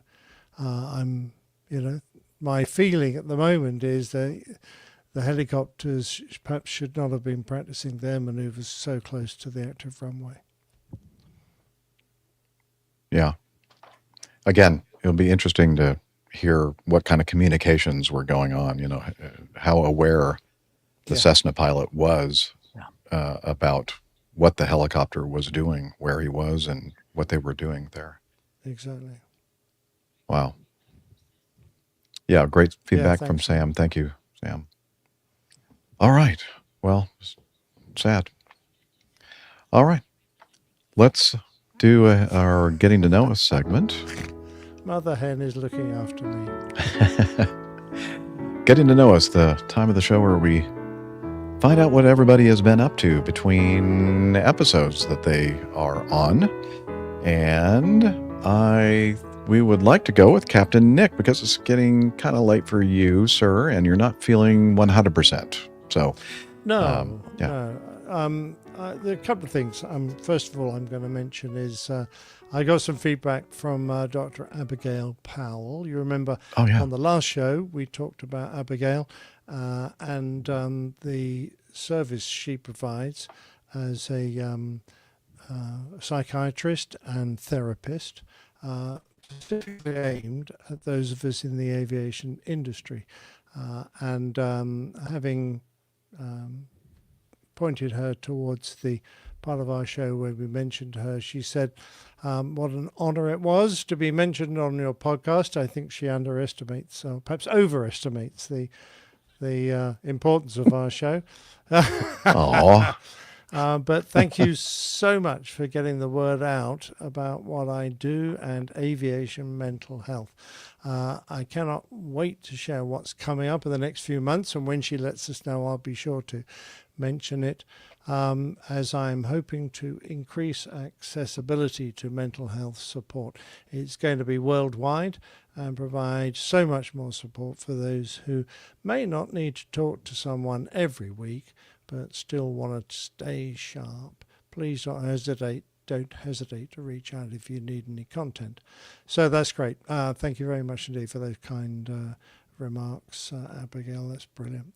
My own personal health, I waxed lyrical about the boost of movement I was getting from my leg following a steroid injection to my left knee. You leapt off the table. Yes, I know. I was full of myself. Well, that didn't last very long. And I thought the injection perhaps had completely failed. But I realized now that what had happened was almost simultaneous, I suspect, to this injection. I don't think there's any linking to it. But I managed to come down with polymyalgic rheumatica, which is much easier to just say PMR, which is an inflammation which affects major joints in the body, and it's normally bilateral, so you get it. If you get it in left knee, you'll also get it in the right knees, but I've got it in my knees, my hips, my shoulders, and my neck. And it is a severe form of inflammation that causes great muscle pain when you try and move any of those joints. And to say I've been having a pretty miserable time of it over the last week or so would be an understatement. It's been absolutely awful. I've been nigh on crippled, barely able to move. Get out of bed has been hard. Sleeping because, of course, I keep waking up with these intense pains, and to find that I can't actually generate any movement to turn over or whatever. Anyway, I'm not going to go into it big time, except that I eventually managed to hasten, get an urgent appointment with my doctor. I had a blood test, and the very next day he called me back in and said, "Yeah, okay, we've found out that you have got a very high reading on the indicators for PMR, so we're going to diagnose you as having that, and they've already put me on a course of steroids, which should reduce the issue. So you can reduce it in a matter of days, but it can take up to 2 years. But we'll have to see. Wow. Have to see. Hope Every not. case is different. Yeah, I know. Same here. She was, yes, absolutely. Because Steph, of course, she has an ear on us all to make sure we're all doing all right. And she heard that I was not doing well. And anyway, I've only had one dose of these steroids. This daily thing, and so only today. And I'm coming up to the time of the day when it starts getting really bad. So I will head off shortly. But just sad to say that despite the fact that my knee has got a good treatment, I think this additional issue it has sort of overshadowed that. But we'll see. We'll see what happens. Right. Now, last week we had some very interesting stories, but the funniest by far, apart from long tons, heavy meters, short yards, and light seconds, which I thought was great. I really would have loved to have used that as a show title. We were talking about transporting beluga whales around, and someone came up with a very clever show title of How to Mail a Male Whale. And so what did we do? We made a picture of a pilot with his snorkel. We actually discussed having a pilot with a snorkel. Did the transport pilots, freighter pilots, have to swim around with the whales? Because we had to be concerned about the water level inside the jet. Inside the cabin, yeah. And of course, these whales, because they were being posted, they're being mailed, they all got postage stamps on them. Oh, exactly. Interesting. So he's there swimming, having his whale moment. And if you notice, it's not hard to see, but on his shoulder. It's like a parrot on a pirate's shoulder. Exactly. That's just what I thought. We've got our penguin is on the pilot's shoulder, and he's getting suckled a bit, I think, by the one of the belugas, or either that he's just going to chew his arm off. Yeah, suckled is not the right word. I think you're right. And then, right, let's go for the bits. Oh, can you go back to the previous, please? Sorry. Now, not only do we have the parrot, we've also got the logo in that picture. Can you see it? I don't see it. There we go. You just went over it. In the eye. Yeah. Oh, the eye of the beluga whale. Looks like an eyelash. Well, there you go. That because it was an easy penguin, a very hard logo, and the next one was the show number, which you can see tattooed across the forehead of that particular beluga whale. And it's sort of a stencil, 719 in stencils. Okay. and What's that on the it's a German sleeve? 7. That's a good question. Okay. You didn't do that on there to purpose. fool you. I thought about removing it, but then I thought somebody's going to think that's a number. Okay. Perhaps it is. Perhaps it's. I removed one. I was going to say he probably had to fix that. Yes.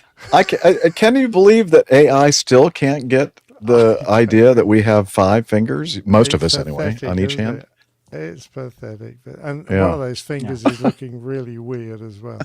So that was the artwork for last week. I will certainly tackle it this week. But I'm going to do things in short bursts, and I'm going to. Yeah. Yes, ma'am. Yes, I'm being sent to bed by Liz. Our producer is.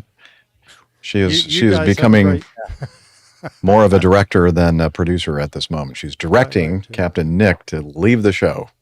Yeah, quite right. All right.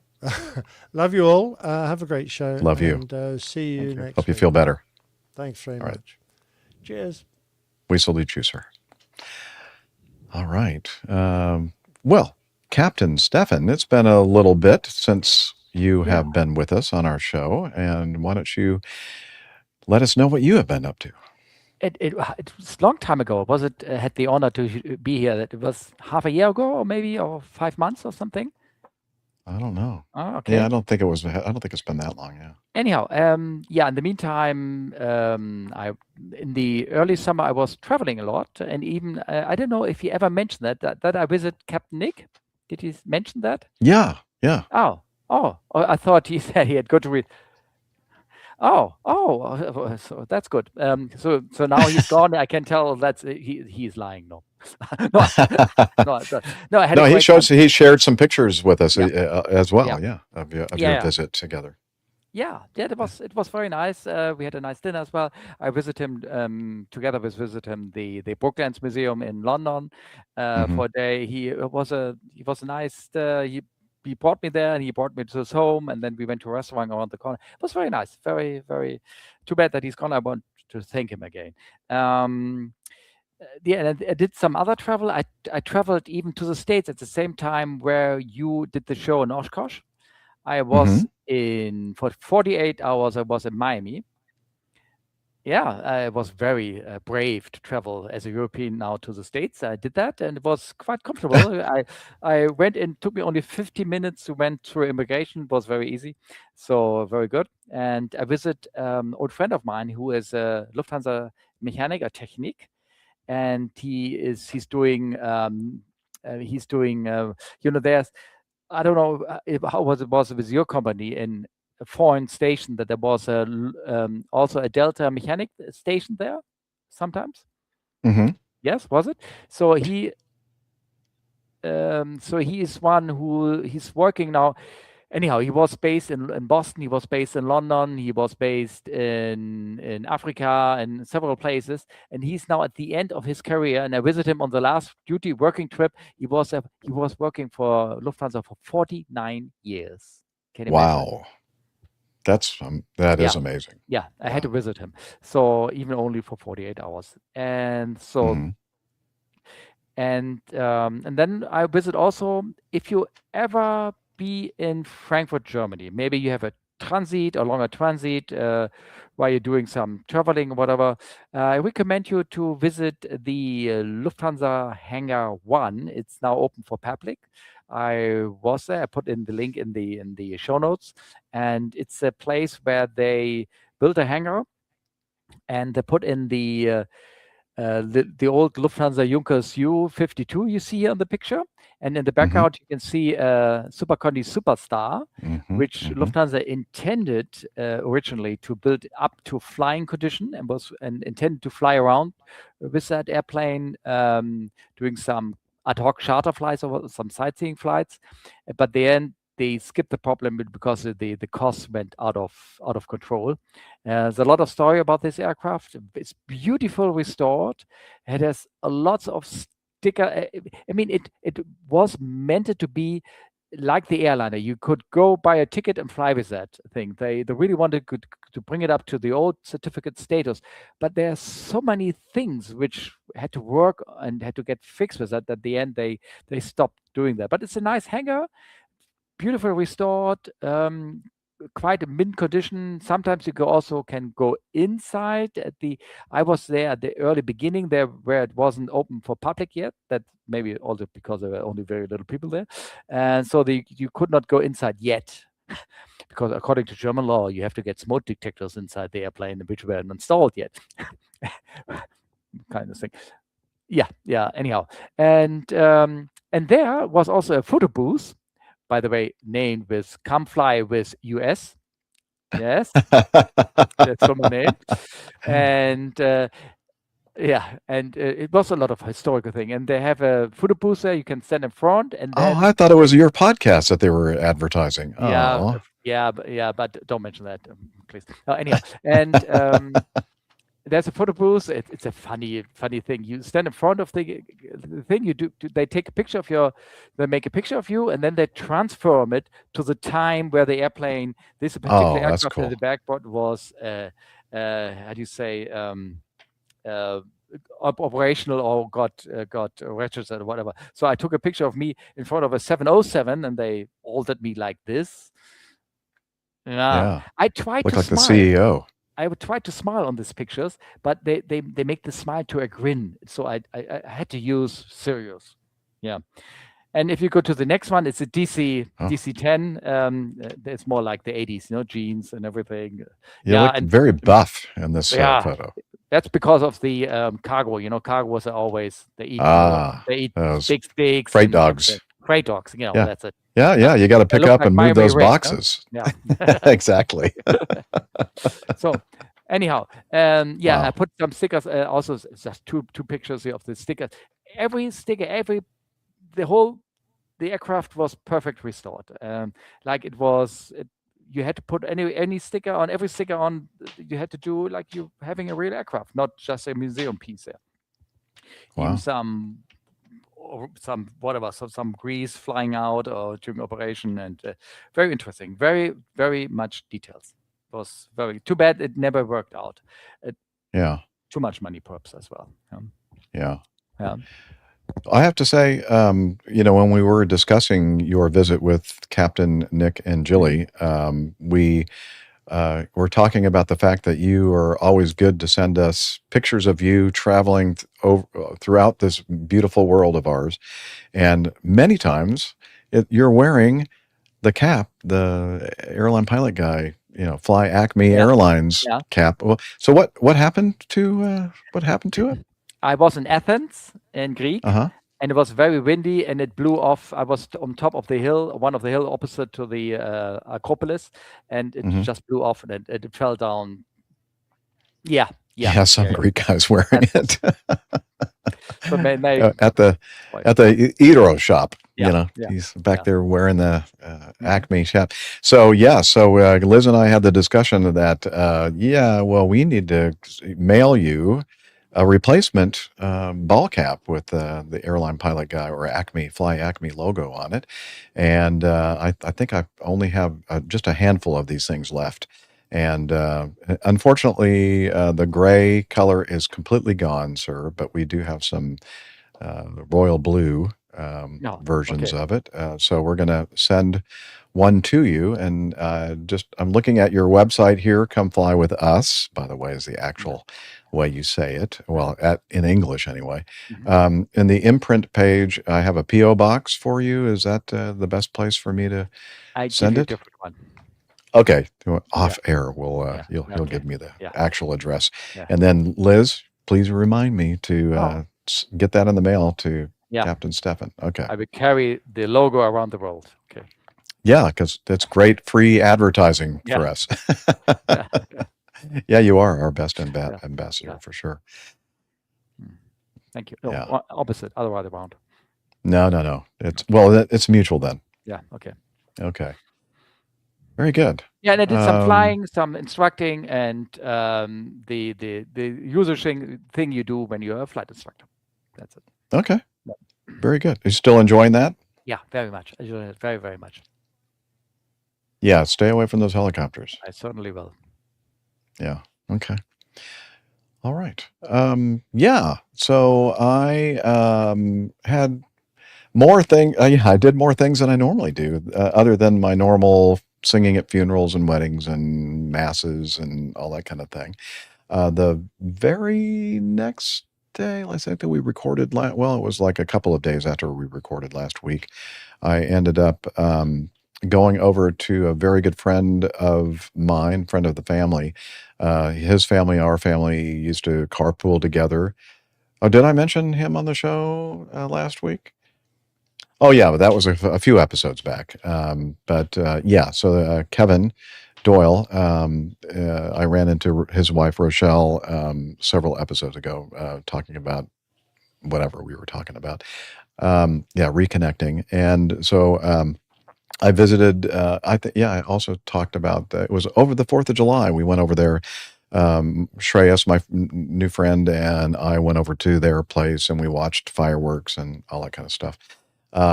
But he served some of his home-crafted, home-brewed beer when we were over there, and then we started talking about homebrewing because many of you probably already know this, but I was a very active, involved home brewer for avid. That's a better word. Yeah. Avid home brewer for like 15 years. I started in the mid 80s and ended up, in 1999. No, I ended up drunk. Yeah. Well, maybe at times. I thought you said we were avid beer drinker, not a brewer. Yeah. Well, I'm a beer drinker and a brewer. I switched from, at the time the kids were getting older and many more extracurricular activities. We were getting ready to move from our old house to the newer home back in 99, 2000, 2001. And I just boxed everything up and thought, yeah, when we move into the new place, I'll start brewing beer again. Well, I never did. Never happened because but I still did the drinking part, just not the brewing part. Anyway, so Kevin and I had this discussion about the fact that he is brewing beer now. I don't know how many years he's been doing it, but I said, well, he said, if you'd like, next time I brew a batch, I'll invite you over and you can, monitor, watch, maybe help, with the brewing process. So he did that. And so on Saturday, last week, went over to his place, and that's his lower deck area, the back of his house, and that's the same house that that they have been living in for many, many years. And so that's part of the brewing process. He was posing. I said, "You need to pose for a picture for me." So and that's the big 15-gallon stainless pot that he does the boil in, and that. Oh, in the background. So he's doing kind of a all grain immersion kind of method for doing the mash. So that inside that bag, that was inside of the stainless steel pot, and the cracked grain was inside it, and it was doing its thing, converting the malt into maltose, and all the enzymes doing their thing and whatever. And then so he drew that thing out of the big pot and drained it and squeezed as much of the must out of that as he could, and left it in the big stainless steel thing. And then at this point, he is initiating the boil. Yeah. So. Oh, well, it depends on the style. Liz is asking, how long does it take after you do this part of the process, the initial, boiling and cooling and putting into a fermenter. It depends on the style of beer. If you're talking about ales, not too long. It usually takes anywhere from a couple of days to maybe a week or so for depending on the style and the original gravity of the beer, and the yeast you're using and all that kind of stuff, and the temperature at which you're fermenting. But it's pretty quick for an ale. For the other side of the diagram, lager style beer. Lager means to store, I think, right? We have a German here that I think lager. Lager, yeah. Is a German word, I think. Lager. It means to store, doesn't it? I'm sorry. Say again. I don't. Doesn't mean to. I had learned, or maybe I'm wrong, but that word means to store, to. Yeah. Okay. Yeah, lager is storage. It means storage. Yeah. Okay. So lager beers ferment at much lower temperatures, and so just science. It takes much longer for the fermentation process when you're fermenting at lower temperatures, and so that's why that strain or that trying to think of the right word, like a family diagram, like a like if you had a picture, like a corporate diagram of different, like the CEO and then the directors, and then like an organizational chart, but the organizational chart of beer or whatever you want to call it. Like you have one side or the ale side of the family, and lager is the other side of the family. Anyway, so it takes quite a bit longer to ferment a lager style beer. That was a much longer answer than I probably needed to. Yeah. You have to start Anyway. brewing again. Yeah, well, maybe, I don't know. It just depends. Maybe if I end up in a permanent place for any period of time, I might start doing it. But it's much better just to go over to some guy's house who's doing it himself, and then they do all the work and all the cleaning and everything else, and I just watch and then drink the beer. Yeah, actually, this batch that he was brewing is a stout, an English stout, and it's for his upcoming the upcoming wedding of one of his daughters in November. So I'm hoping to get. He said he promised me at least one bottle. I think he's going to bottle them. And anyway, this is an aviation podcast. It's not a beer brewing podcast, but yeah.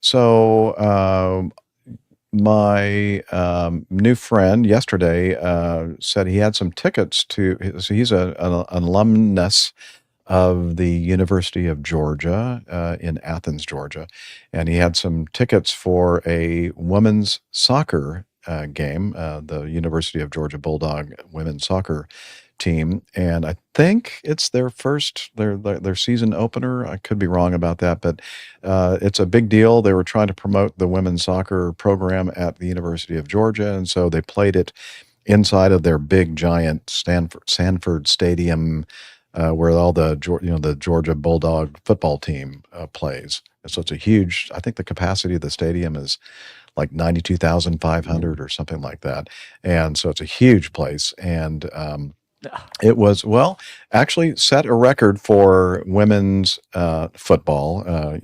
We call it soccer over here.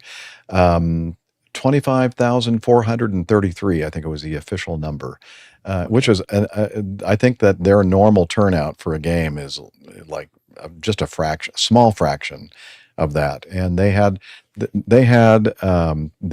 entire cheerleading crew, like from one end of the soccer pitch to the other. Is it, what do you call that? A soccer pitch?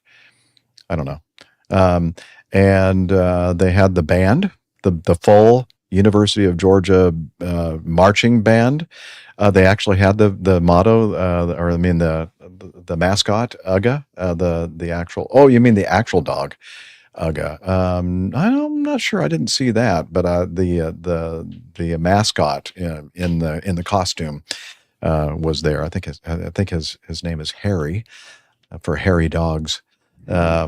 Anyway, so it was like they made it as much as possible like what you would experience if you went to the actual football game of the University of Georgia Bulldogs. The only difference is that Shreyas is the one wearing the red shirt over there on the right, and then.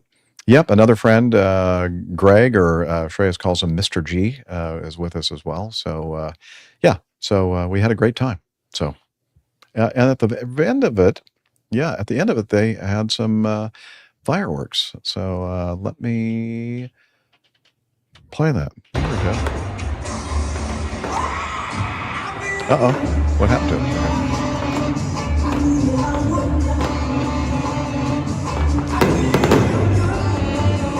So they made a big deal of this. Wow, looks like it. After the end of the game, which the Georgia Bulldogs won 6-0. Yeah. Anyway, so fireworks at the end of it, and then we ended up walking to a pub and had a beer, and then we finally started heading. It's about a 2-hour drive from Athens, Georgia, to where I am living now in Roswell. So kind of a late night. Didn't get a lot of sleep last night. So had a funeral to sing in this morning. And then I quickly tried to do everything I needed to do to prep for today's show. And here we are. There you go. Thank you. Respect. And I guess this would be a good time for us to talk about the coffee fund. All right, here we go. Sure, no problem. It's okay. We don't need the thing up there. No thanks. All right, there we go. I love coffee. I love tea. I love the APG community. Come on, Stefan. B&T and the Kava and me. And a cup. Oh, yeah, the Coffee Fund. It's your way to support the show financially if you'd like to. You don't have to. Not many do. But those of you who do, thank you so much. We really appreciate you. A couple of ways to support us financially via the Coffee Fund. One is called the Coffee Fund Classic Method. Since the last episode, we have Jenny in Rome. Thank you, Jenny. And also Ernest Holiday, also known as MetroDoc, and he is here live in our live audience. So thank you very much, MetroDoc, for your contribution. He said, great show. Keep doing what you're doing, giving us positive accolades and such. We do appreciate that. Yeah, and he always sends us great feedback, and he's always, or almost always, there with us in the live audience. So thank you for that. The other way you can support the show financially and the Coffee Bar Club is to join Patreon and become a patron of the show. And information about how you can get involved with either of these methods is available to you by heading over to our website, airlinepilotguy.com/coffee. Thank you for your consideration. And if you do join us, I think you'll be glad you did. And we will too. Thank you. Good. Not the first time that you're doing that, huh? Yeah, but you'd think that I'd be able to nail it every single time, but you'd be wrong. Yes, ma'am. Oh, darn. Okay. Okay. Go let the dog out. Woof, woof, woof, woof. Speaking of what, man, I tell you what, Georgia Bulldogs, they like to do the woof, woof, woof, Sikkim woof, woof, woof theme. Everything it was a lot of fun. It really was. Enjoyed hanging out with Shreyas and Mr. G last night. How does soccer come along in the States after the World Championship? It's, well, I don't know if I'm sure that definitely helped the popularity of it here. And I think that for many years now, people have been promoting,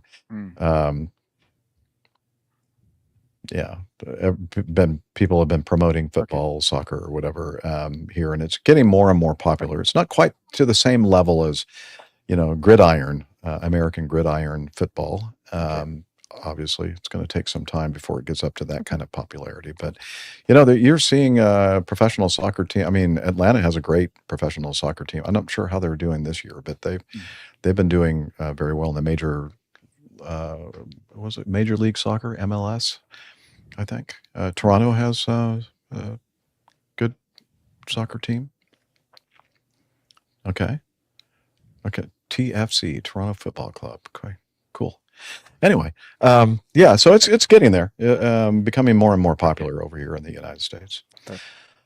Now, what's interesting, they have the women's, the NCAA, the National Collegiate Athletic Association, women's soccer at the University of Georgia, but they don't have a men's soccer team. And I thought, really? Yeah. Well, that's at least what the guys that I was with said. Okay. Just find that unusual. But it's a good move, I think. Yeah. Anyway, yeah. All right, let's do a little bit of feedback and then we'll wrap up the show. Sorry, I know our news. It was too important to ignore those news items, and it was nice being able to cover them in more depth than normal. So but we have lots of feedback that we're going to cover. Lots of great feedback. So if we don't get to it in today's show, we'll certainly try to do it in a future one for sure. Okay, here we go. Here's the bumper.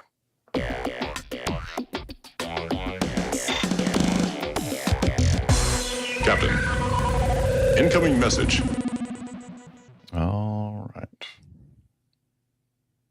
Okay. First thing we're gonna do is we're going to remind you about this upcoming movie release in about a week. The title of the show or the movie motion picture is Coyote versus Acme. Actually, Liz, if you'll throw up the video thing, and I'm going to play this and it'll be playing in the background while I talk about it. And I'm just trying to find that window on my computer screen and find that actual thing. Oh, here it is. Okay. All right. Catch Up Entertainment. And we're playing this in the background kind of as, what do they call that? B-roll, background roll. And as Liz mentioned, Deanna, one of our community members, sent this to us a couple of weeks ago, talking about the fact that this thing is going to be released on the 28th of August, and it's I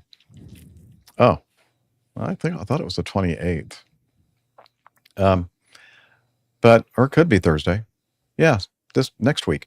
And it's a cute little takeoff on the old the Roadrunner cartoon and Wile E. Coyote, and the use of Acme products, which of course is kind of familiar to those of you who watch and listen to our show. Acme is the airline for which I flew 35 years.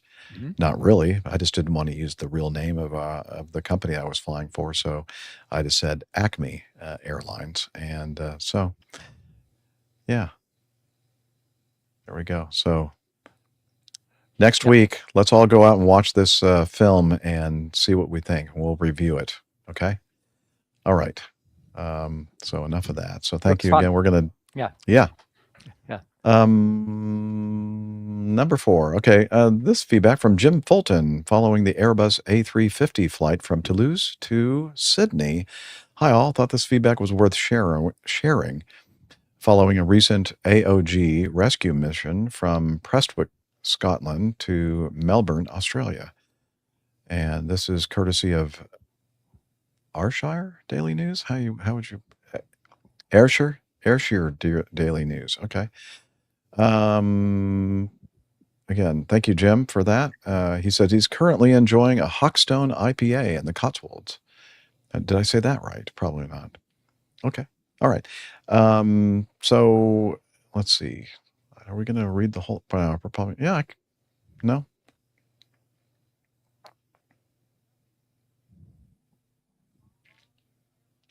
Mm-hmm. Oh, I see. Okay, so because we were covering that Airbus flight that was the A350-1000, I think, Project what? Sunrise? Yeah. Or would it be Project Sunrise, Sunset, Sunrise, Sunset, because it's such a long flight. So let's see, the Prestwick Aerospace cluster of world-class companies is used to high performance each and every day. However, it seldom leads to world record flights. That appears to be the case on August 4th when a Boeing 777-200F freighter, registration November 792 as Charlie Alpha, operated by National Airlines based in Detroit, Michigan, departed Prestwick nonstop to Melbourne in the state of Victoria, Southeast Australia. National Airlines, using the slogan, "We deliver the world," seems appropriate for today's flight. The flight was an AOG flight. AOG indicates aircraft on ground and is it's a universally recognized acronym used within airlines and aircraft operators to indicate that an aircraft is temporarily grounded. The National Airlines Boeing 777F is taking a replacement part to Melbourne, Australia, understood to be a thrust reverser assembly for a Boeing 787 Dreamliner. Anyway, this charter is almost unique in that the distance that the aircraft will carry the repair part. I should work on reading things. This charter is almost unique in the distance that the aircraft will carry the repair part. Melbourne is at least 9,500 nautical miles from Prestwick. The National 777F will be in the air about 19 hours and 40 minutes on what is the longest ever commercial flight from Scotland and almost certainly the longest for the Boeing 777 freighter or National Airlines. And so this article continues on. If you want to read the rest of it, it's going to be in the show notes for you. So there's there's the Boeing trying to do those super ultra long haul kind of flights.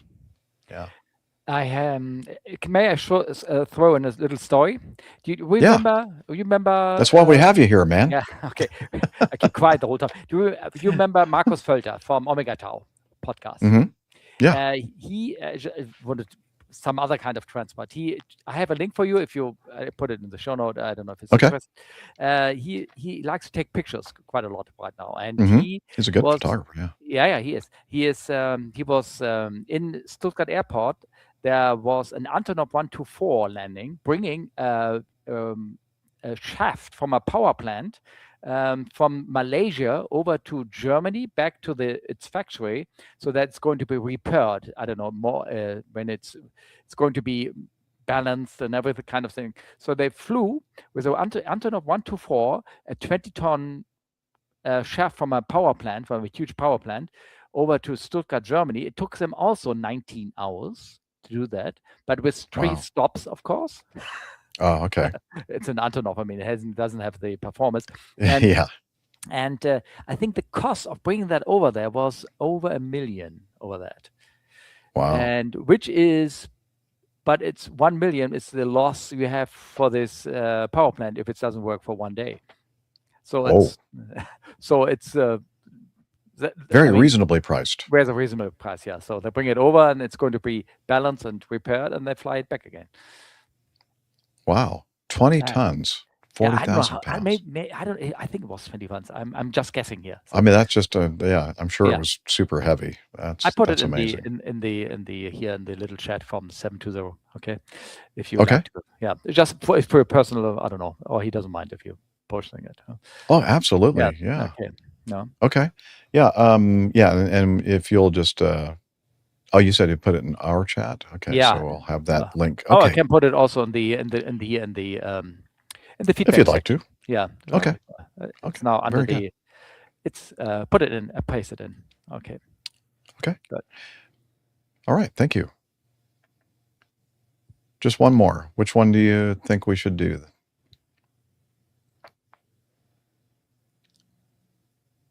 Okay. Okay.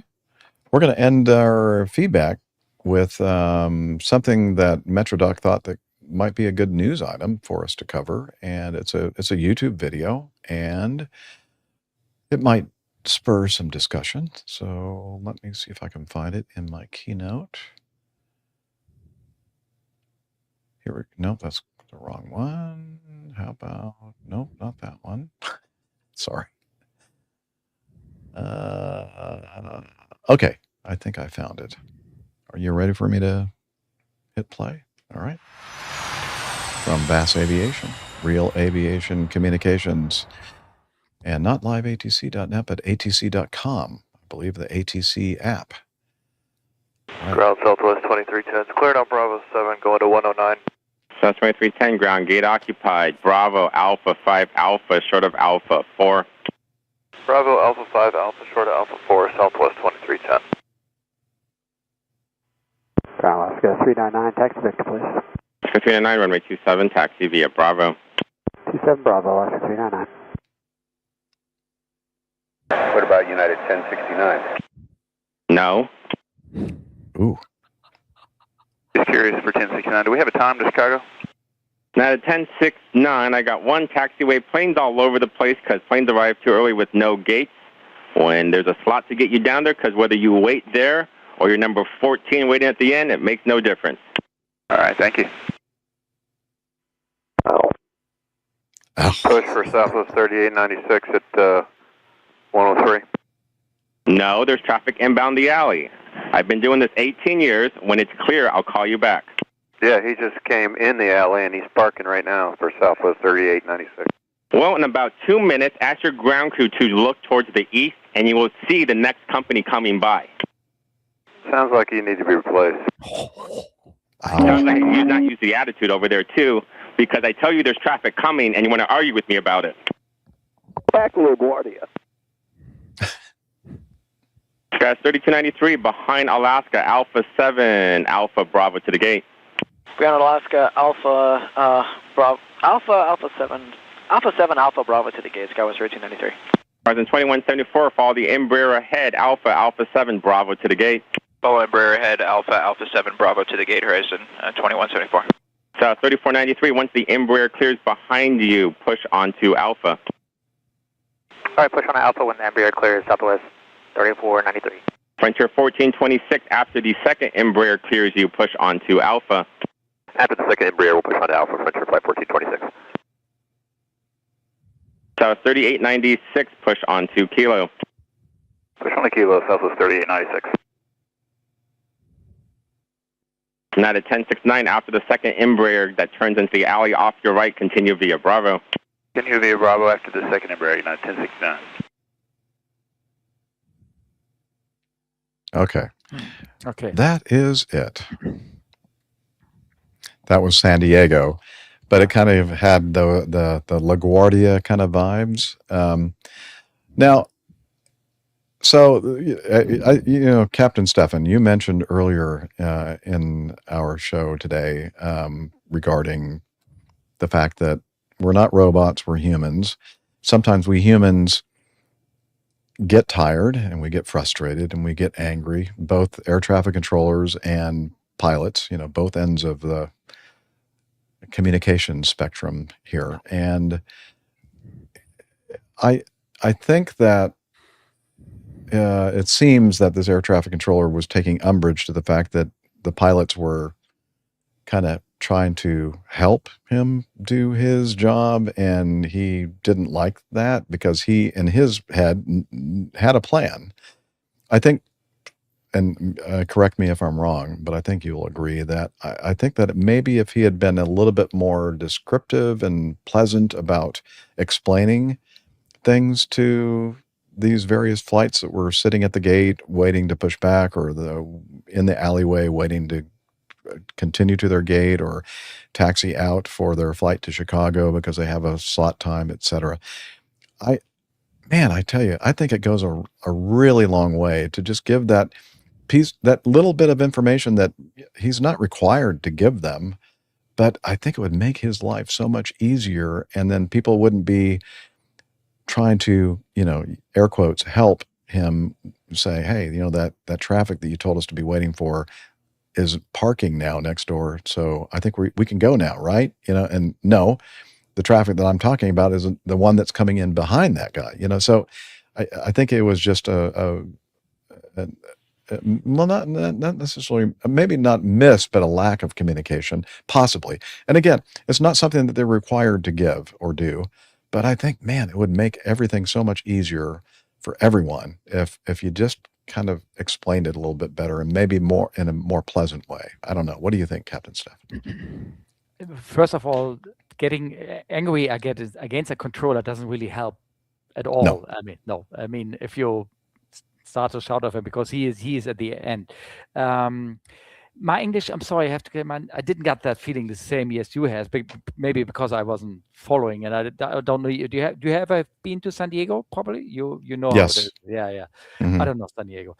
It's very, very, not a lot of rooms, very congested. And yeah. Yes, of course. If someone just gives two, you're number 2 waiting there for him. Just one more.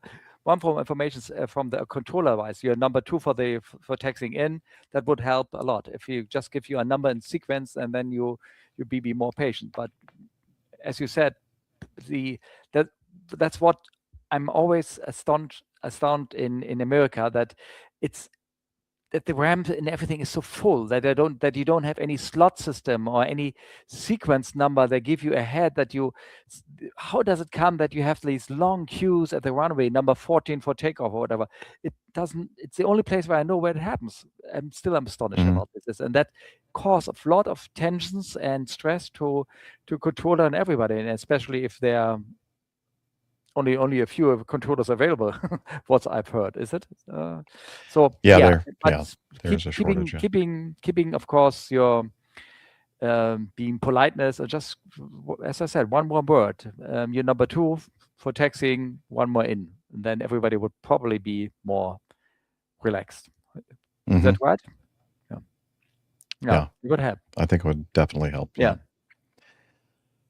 Oh, but I tell you what, when I listen to those kind of recordings, You feel with it. makes huh? me like Yeah. tightness in my chest going Yeah. like, and then I go, oh, wait a minute, I don't have to do that anymore. But you know, yeah. Oh, except I have this person in my ear right now yelling at me, telling me what to do. She's getting frustrated. Yeah, I see. I know. She's just kidding around with me. Okay, so it is now time for us to wrap up. Yay! The first Haven't had thing any we food yet. Oh, good. Okay, we need to we need to hurry up so you can eat. Yeah. Airlinepilotguy.com is our website. You should go there. You should check it out. There's lots of great stuff there, including what? I said pronto. Go there pronto. Yes, go there pronto. So Captain Stefan can eat, and I'll shut up and wrap up the show faster. And I should read this. This is Stefan or me? I should. Okay. Because Stefan and Jeffin sounds very similar. I know. Yes. Social media, facebook.com/airlinepilotguy. We're on X at APG Crew, Instagram, APG Crew, and on YouTube, we are Airline Pilot Guy. So check it out. We're also on Slack, and we have this guy that's going to tell us about Slack. Yep, I hear the water in the shower. Let's see if I can get him to come over here and tell us about Slack. Hello, can you tell us about Slack? Okay, but I'm dripping wet. Okay, come on over. Tell us about it. APG listeners, please join us on our Slack team. Slack is a communication, coordination, and sharing platform that works on your mobile, laptop, or browser. On Slack, we share news and ideas, we suggest episode and plain tales topics, we plan events and meetups. To get into the Slack team, please email me at slack@airlinepilotguy.com. That's SLACK, Sierra Lima Alpha Charlie Kilo @airlinepilotguy.com, or send me a tweet with your preferred email address to @Hillel, and I'll send you an invitation. That's Hillel, spelled Hotel India 11 Echo 1, and see you in Slack. Thanks a lot, Hillel. And we'd also like to thank our producer. She's back with it. We missed you so much. Glad that you're feeling better. And thank you for all the hard work that you do behind the scenes, before, after, and during the show. Much appreciated, Liz. Yes. My pleasure. And we'd also like to thank our live audience, our live chatters there in YouTube. And there many, or if not all of them, are here with us each and every week to Loyal crew. to help us out. Yeah, that's our Thank you, Stefan, for being with us. Oh, thank you for letting Yes, thank you, Captain I hope I Stefan, could for help. joining us today. You're very Yeah. much so. Yeah. Always great to have an authoritative source of expertise with us on the show. All right. And having you too. Yeah. All right. With that, do you like my little joke? Yes, I got With that, we're going to wish you clear skies, unlimited visibility, and talons, Douglas. Wrong way. Stefan? Stefan, say goodbye. Goodbye. Oh, goodbye, everybody. I'm sorry. See you next He's so time. starved of food. Yeah. Yeah. He's weak. He's usually He's very weak. Yeah. Goodbye. We'll see you I'll tell you what. next time. Bye. Why don't we try it again? I'll say, and finally, we'd like to wish you all clear skies, unlimited visibility, and tailwinds. Take care, and God bless. And goodbye, everybody. See you next time.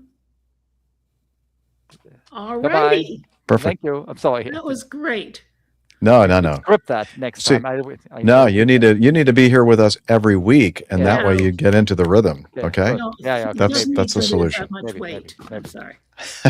Okay, quickly before we go, I've got a few titles for Nick. Anything from the chat room that you are would like me to include? Anybody? I've got Disaster Averted.